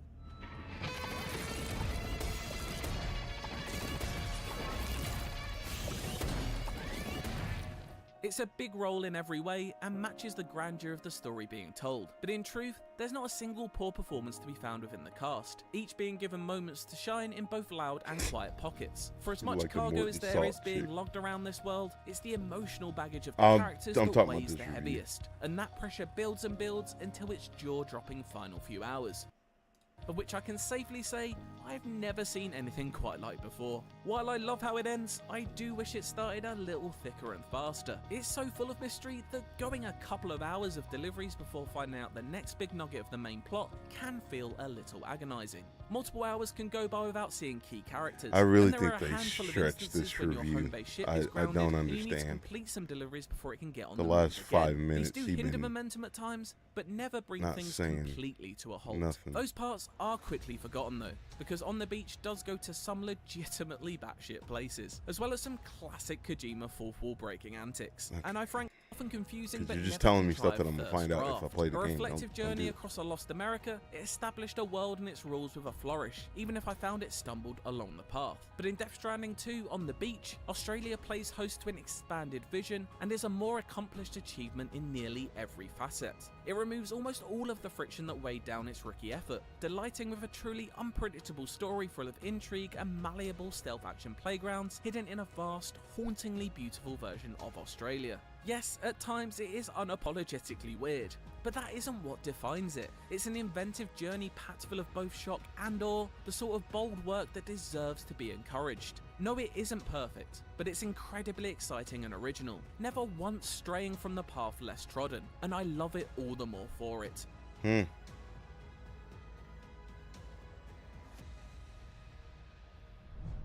Executive Reviews editor Tom Marks here with Simon Carty, a reviewer of Death Stranding 2 on the beach, to talk a little bit more about his taste.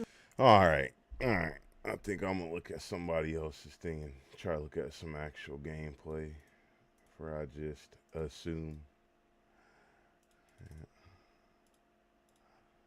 Let's see. Somebody else should have a review up of it. I could look at really. Gaming Vault. Perfect.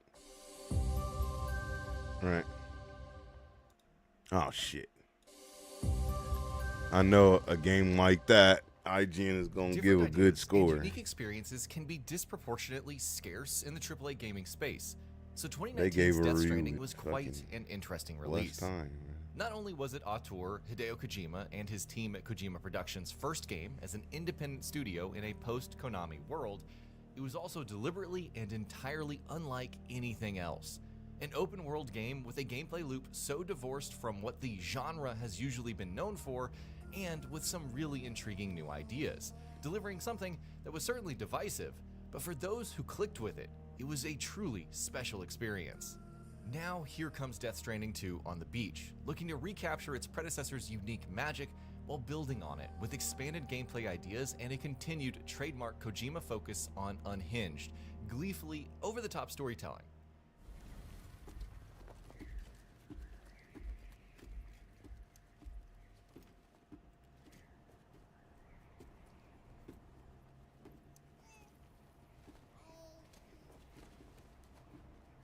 Well, don't show me the cutscene. Just talk about the game.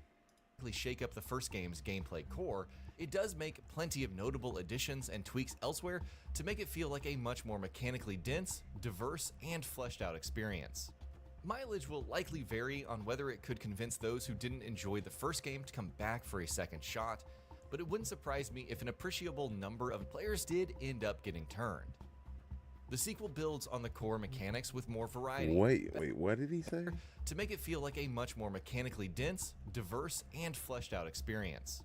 Mileage will likely vary on whether it could convince those who didn't enjoy the first game to come back for a second shot, but it wouldn't surprise me if an appreciable number of players did end up getting turned. The sequel builds on the core mechanics with more variety, better pacing, and a greater emphasis. I mean, that's on me. player I agency. don't know. I seen enough of the first one where I was like, I don't know, and then I tried it because it was free or something, and then I was like, 10 minutes I was bored. So Smoothing out the more divisive aspects of the original's delivery-focused gameplay without compromising its identity. Death Stranding 2 picks up a few months after the events of the first game, with Sam and former bridge baby Lou in hiding from the UCA and others. After a meeting with Fragile, however, Sam is roped back into a mission that will take him on a long trek of deliveries and a mission to reconnect the world. Players tend to go into Hideo Kojima games with very specific expectations from the storytelling, and Death Stranding 2 definitely sticks to that uniquely eccentric style. That will, of course, mean that that style won't work for everyone, but Kojima does continue to deliver engrossing storytelling, wonderful cinematography, and captivating characters for those who tend to enjoy his style, which, personally, I always have. Now, sure, Death Stranding 2 does have the tendency to get too silly at times, to the point where it can feel tonally inconsistent, but as with its predecessor, that also adds to its charm in some ways. Meanwhile, in true Kojima fashion, the game also boasts a large cast that is full of memorable personalities with wonderfully weird quirks and backstories, played by a who's who of celebrities, each bringing excellent flair to the script and their characters with their performances.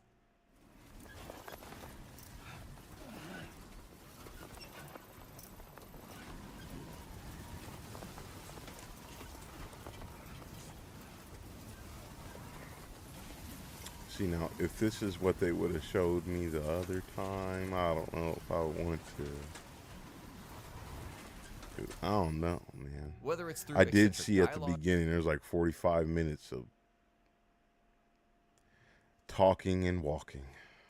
Uncanny mannerisms, or subtle emotional beats, these performances add a theatrical edge that only a Kojima Productions game can pull off. Sam's trek also takes him to entirely new locations. With the UCA having been reconnected and re-established as a new nation in a world teetering on the edge of extinction, Sam's latest missions take him to Mexico and Australia, which not only serve as a narrative step forward, but also allows the game to feature entirely new maps for players to explore. Death Stranding 2's open world definitely feels like a step up over the first game in terms of its design, not only because of a more diverse range of environments, but more thoughtful and confident design that does an even better job of truly leveraging the central traversal mechanics on a moment-to-moment basis. Mexico and Australia also feel more densely populated, with things to see and do. Now don't get me wrong, this is still Death Stranding, which means environments are still characterized first and foremost by natural beauty and gorgeous vistas, and there are little to no actual people to see. The point is always to find a way to navigate natural environmental obstacles, from rushing rivers and dense forests to treacherous mountain slopes, harsh deserts, and more. On top of that, however, the game also places an added focus on combat and stealth, at least as options for those who care, which means new kinds of activities and open world fixtures that the first game didn't have too much or any of. Players will often come across areas patrolled by bandits or enemy encampments, with the choice being yours regarding whether you want to fight your way through, stealthily sneak across, or find a long way around that allows you to avoid both stealth and combat entirely. Death Stranding 2 still isn't a stealth or combat-focused game by any means, with the focus very much being on traversal-based challenges and delivery missions. But both aspects do take on a larger role as more prominent addendums to the traversal-driven core. Now, personally, I've gotten a lot of enjoyment out of the game's improved stealth mechanics. This should come as no surprise, coming from the mastermind behind Metal Gear Solid, but Death Stranding 2's stealth strikes the perfect balance between challenge and player empowerment. Enemies and stealth scenarios can put up an actual challenge from time to time, but the game also provides players a range of options to deal with those obstacles. And figuring out how to effectively and stealthily To what?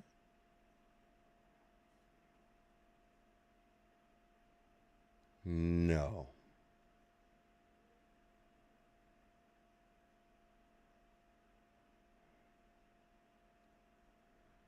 No.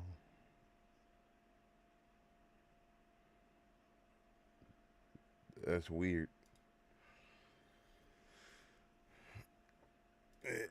making your Right. Yeah. No. That's a little weird, man.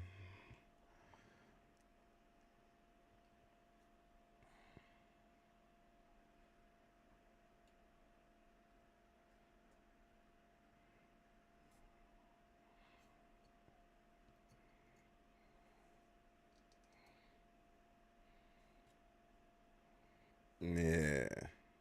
Yeah. It wouldn't be me. It wouldn't be my kids. I'm cool on that. That's a certain culture of people thing. Of a lighter skin tone. Of a lighter skin tone. I'm going to just leave it there. your way through consistently feels rewarding. I find the combat much less compelling, meanwhile. Yeah. Yeah, I mean, there's probably black people that would do that, but the numbers on how many compared to another culture would definitely be drastically different. Even though it does feel undeniably tighter and more responsive on a mechanics front than the first game. Coming back to the core, Death Stranding 2 also boasts notable improvements with the traversal and open world navigation aspects of the gameplay as well. So take for instance the new mechanics. As you make your way around the game's environments, you'll chance across earthquakes, sandstorms, avalanches, wildfires, Right. and more. No, right. Each bringing unique challenges that bring more variety to the central gameplay loop, and presenting interesting obstacles, fleshed out and engrossing experience on both a mechanics level and a design level.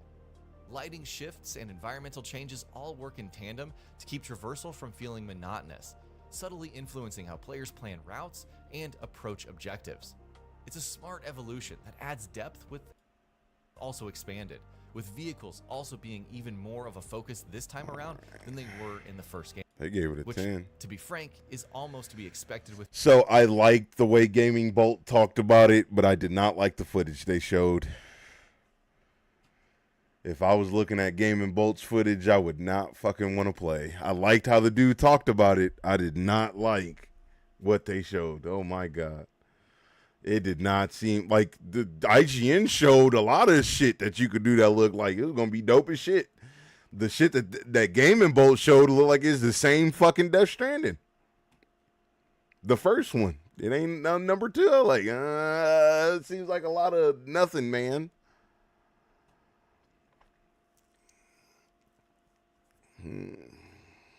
Let's see. I want to watch somebody play it. Let's see. So here's this Scirocco. I'm not sure. So I want to give people what they do. Oh, so there's the Death Stranding recap. I'll most likely check that out. I'm going to go because I heard the first 45 minutes was rough. So I'll go an hour in, kind of see what it's like.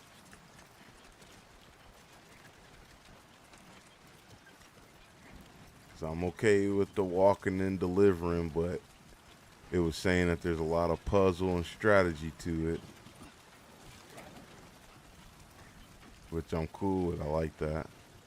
With combat, you can send additional likes to fellow porters when you use the structures they built. The more likes you exchange with another player, the more things will be shared between your worlds. Is this a real person or?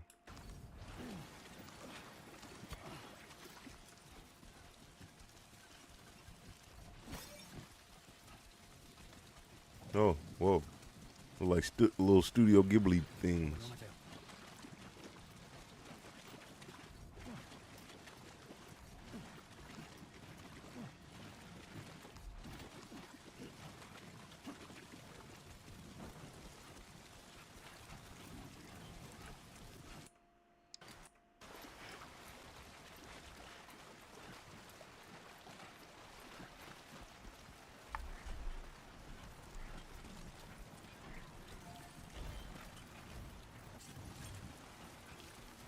What is that?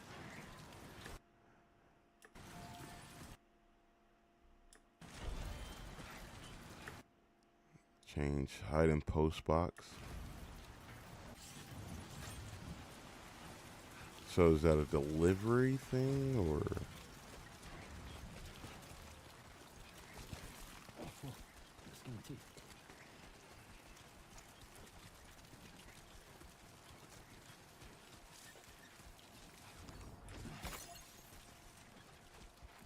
So it looks like the first hour or so is straight up tutorial.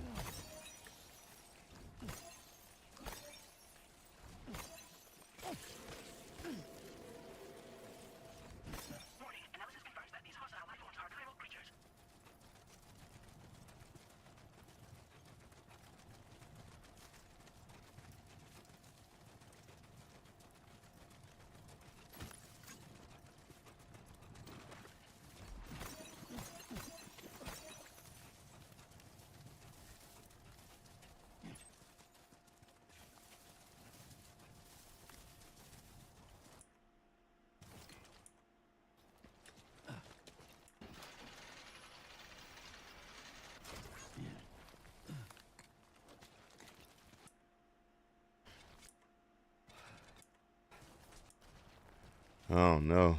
Ooh.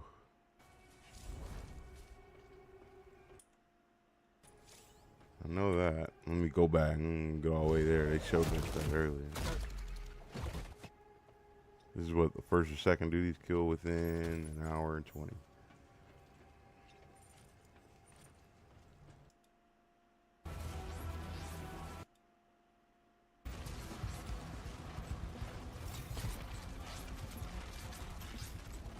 Okay, so it looks like it picks up eventually within that first hour and a half, maybe.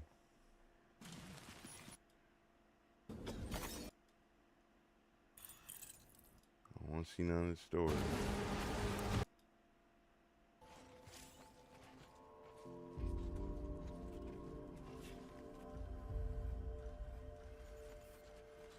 Let me see.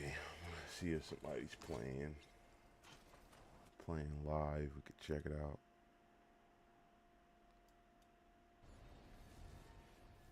It's the same cat.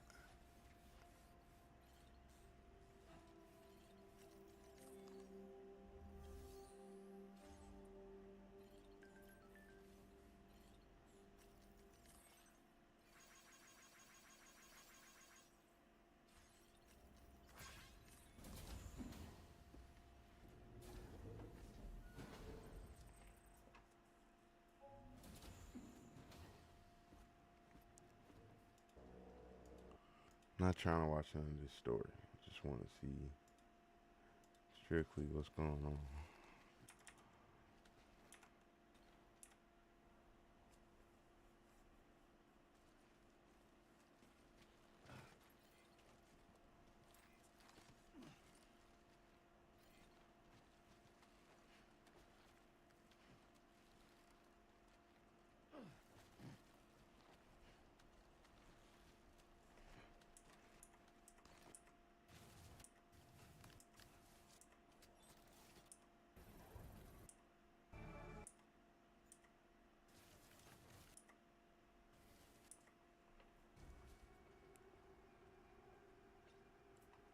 So he's putting it up as he plays or something. It's hard to tell because it looks like he's got 6 hours in right now. A good amount of this has a good amount of cutscenes. Trying to see if that will vibe. See if we can find somebody on Twitch that's playing like currently.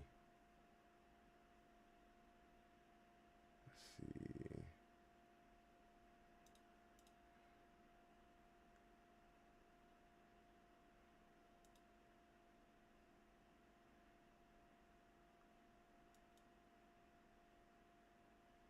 I ain't trying to watch nobody with ads, bruh. Definitely not. Just trying to get a feel for it. Looks like everybody's just starting off though.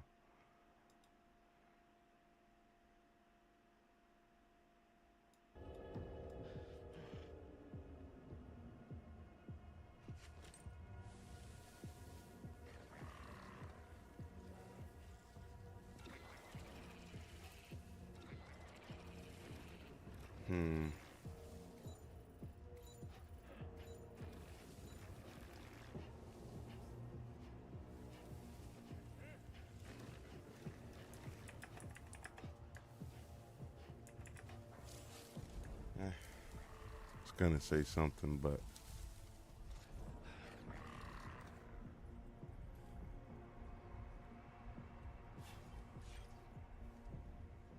how long has he been playing? So he's 4 hours in. I'm wondering if people are opting to do stealth because they like stealth more or it's better, or I don't know. Okay, it gave options to shoot and fight. There's been a lot of that. Oh.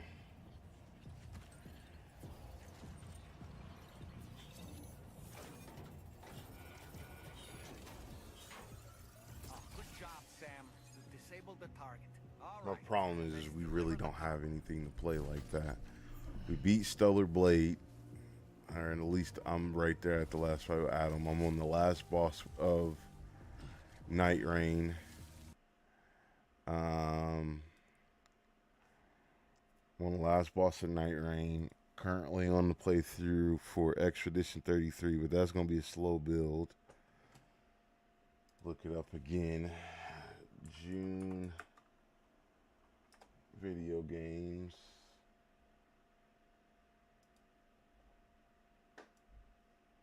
Come over here to the June games. Out of here. Let's see. Damn. Oh yeah, I forgot the Switch. That's why. So I'm not really worried about some of the shit. Switch. That Splitgate 2 is out. That's just like a shooter. Dune Awakening. I seen somebody playing Dune Awakening. I don't know. The Rydao remastered thing. I'll type that in. We can look that up. I'll look that up because that looked interesting to me, but it looked super repetitive. I don't know if I'd enjoy it. Rematch, is that soccer game? I did not mean to click on that. Yep, that's that soccer game. Crap. Through the Nightmares, Heroes of Mount Dragon, Second Chances, The Death Stranding, Persona 5, Phantom X. That's that phone game.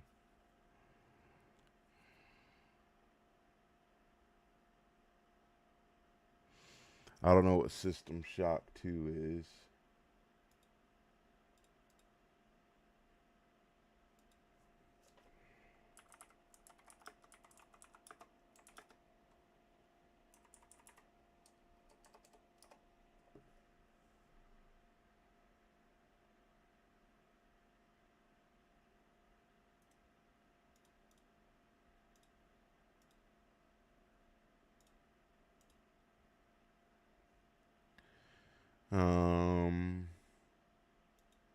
Tamagotchi Plaza, which I'm not playing that.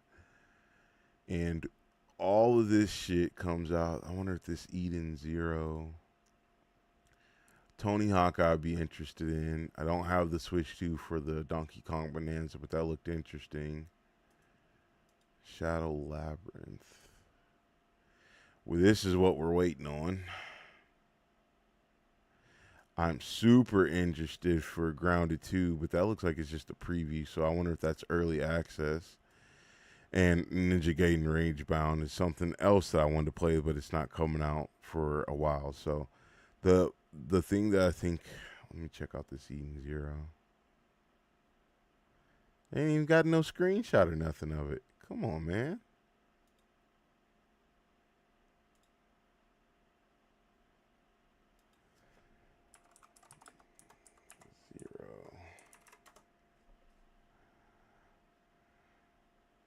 Go here. And then Shadow Labyrinth. They don't got nothing of that up. Check out Shadow Labyrinth.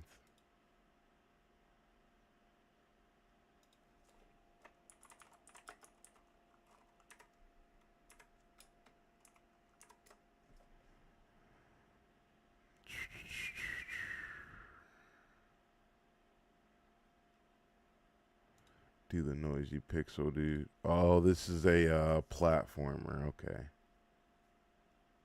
Or a Metroidvania.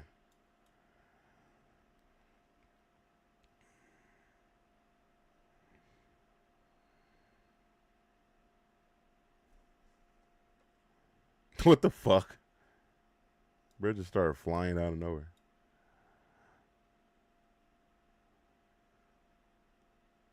Bro go Super Saiyan?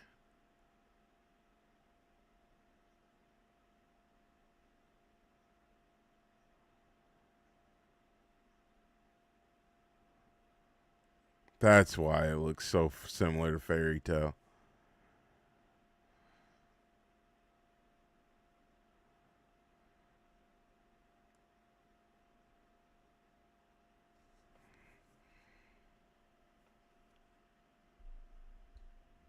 Is that Happy? There's a demo.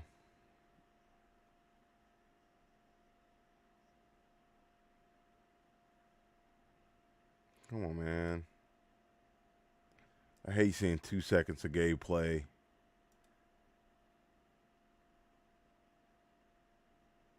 Meh. That one fight game looks better than this. This down there looks like a mobile game.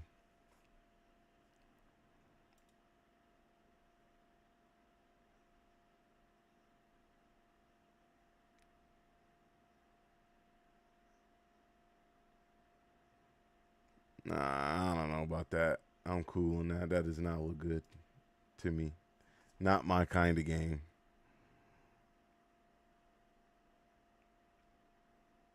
Oh, yeah, this is the fucking Pac-Man fucking game. Yeah.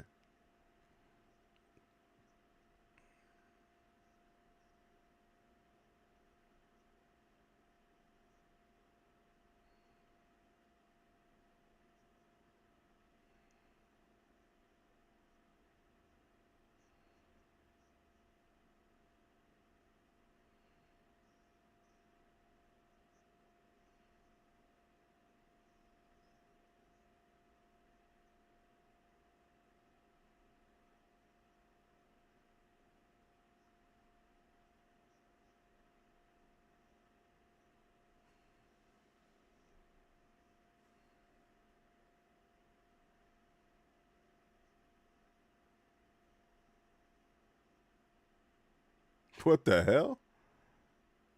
I wanted to see that. What the fuck was that?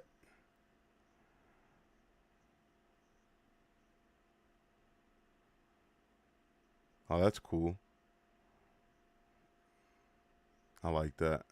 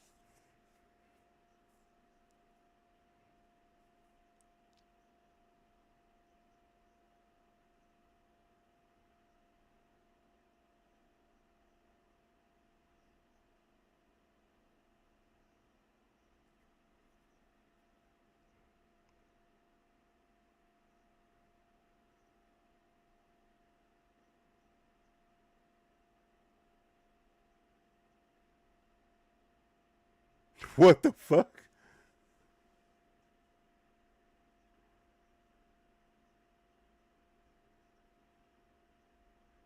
Oh, that's cool. So it looks like whenever they're, I wonder if they're, huh?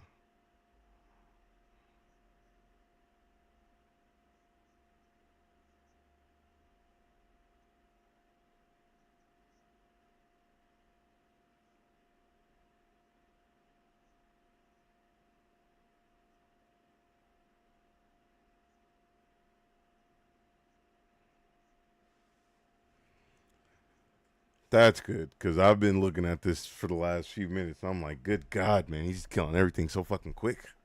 Doesn't even look hard. Oh, Justin, I was looking at Wu Chang earlier.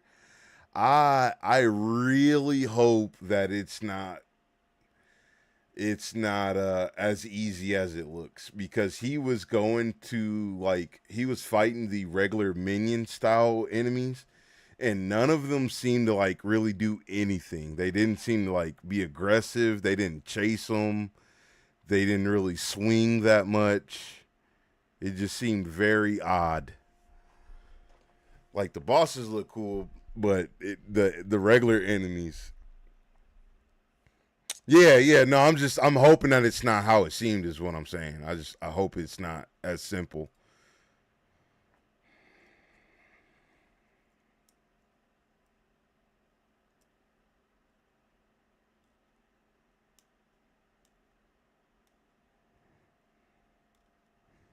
Yeah.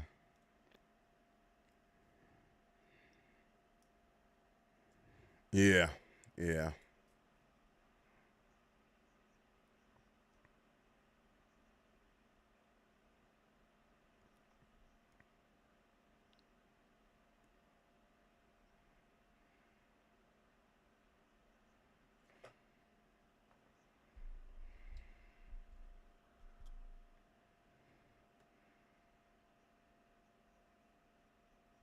Hmm. When does that come out? Shadow Labyrinth? Ooh, 18th. The 18th. That's 1, 2, 3, 4 weeks for that game to come out. So I might as well just might as well just wait for fucking Wu Chang, bruh. All right, we'll probably get it. Man, I don't know, man. And on top of it, it's only Death Stranding's only for PlayStation right now.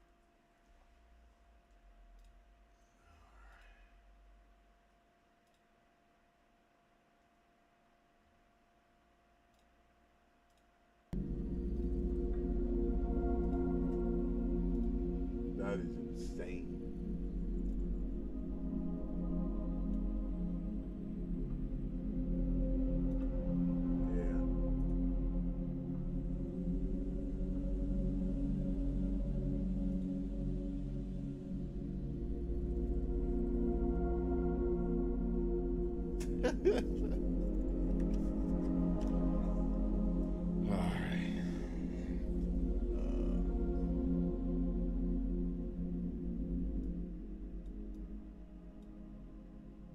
Turn that down.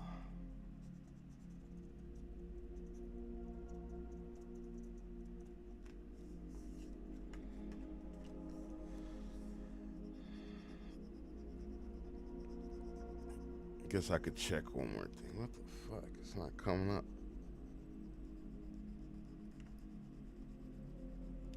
Come on, bro. What the fuck?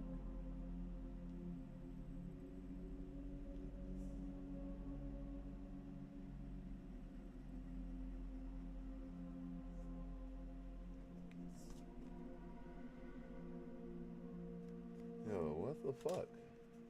The scratchy thing they gave me is ass, dude.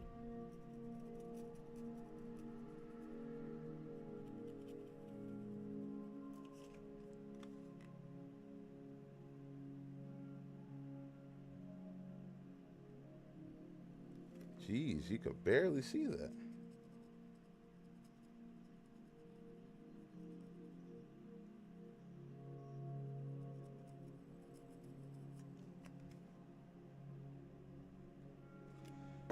Oh. I'm hoping I'm seeing that right. Jesus. I'll do this one first. Alright.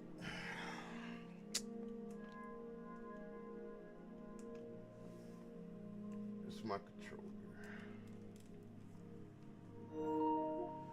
Can look at I think there's a PlayStation Store sale going on. Is it gonna show up?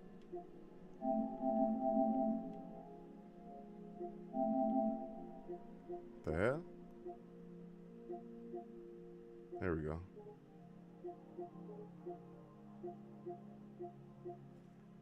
Like, why is it taking so damn long to load? I thought they had some sale going on right now. Here's that Eden's Zero trial. Unavailable. What?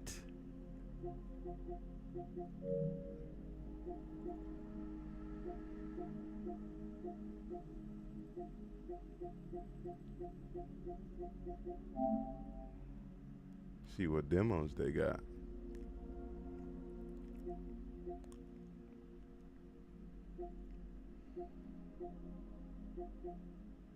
Persona. Brother, no one wants to play Outlaws. I heard this Tainted Grail was good.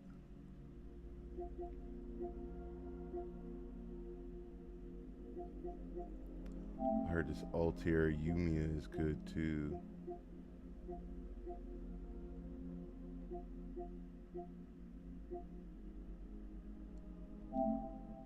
Is this a... 奴らの行いが錬金術の未来を閉ざすなら私が止めないといけない。これ以上錬金術に罪を重ねさせないためにも。 Show me gameplay or you gonna show me cutscenes, man? 行こう。現代の錬金術師というのは実に興味深い。もう後戻りはできない。私のとっておき。正しい。 So no gameplay.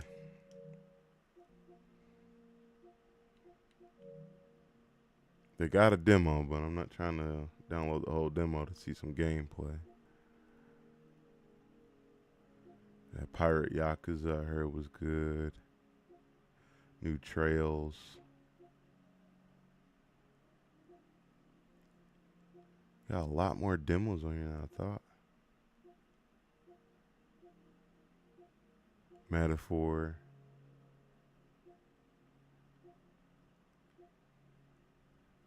Shadow Ninja Reborn.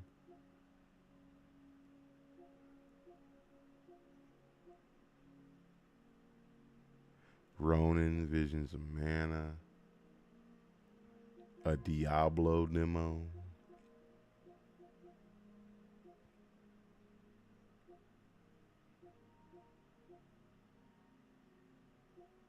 All right. Okay. We procrastinated enough. We're gonna download Death Stranding, man. Hold up.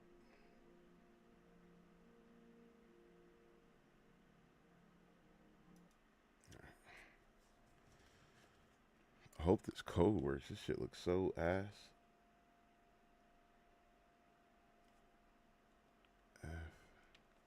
F8 4H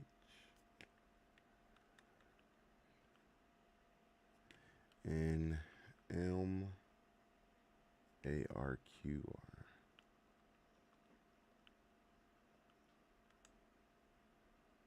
Cool.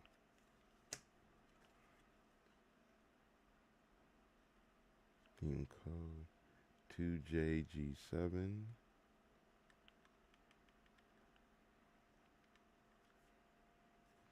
BD F5 NX.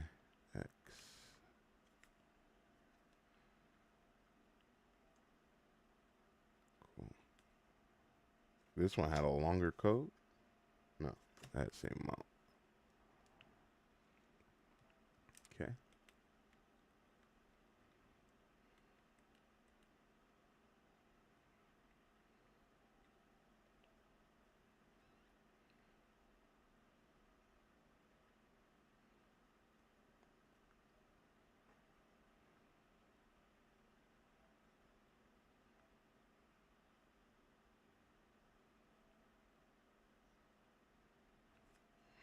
Okay, hold up.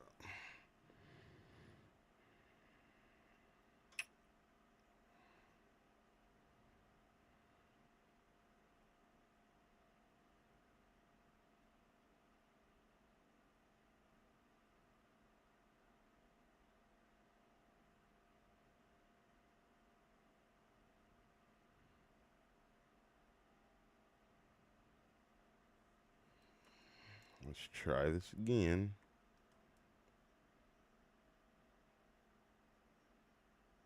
Okay.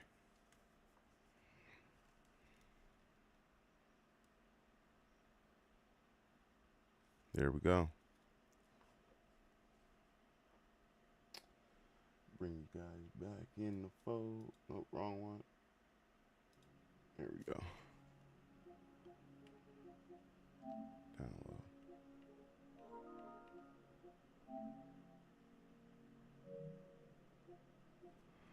All right.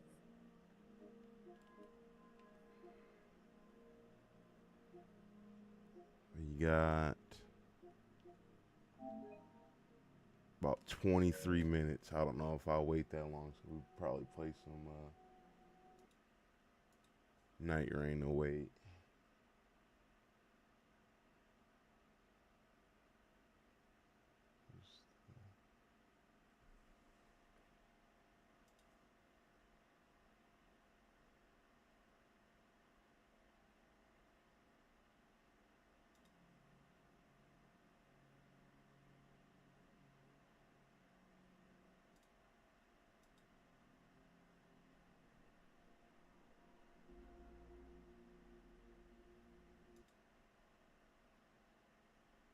Okay. All right. They take it off. Cool.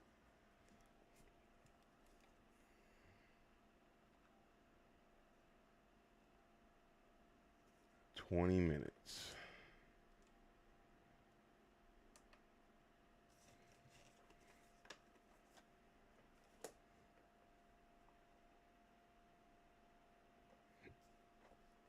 All right. Night time. Play some Night Rain.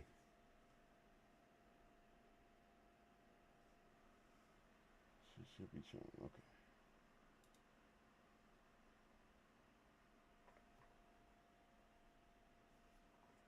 Cool.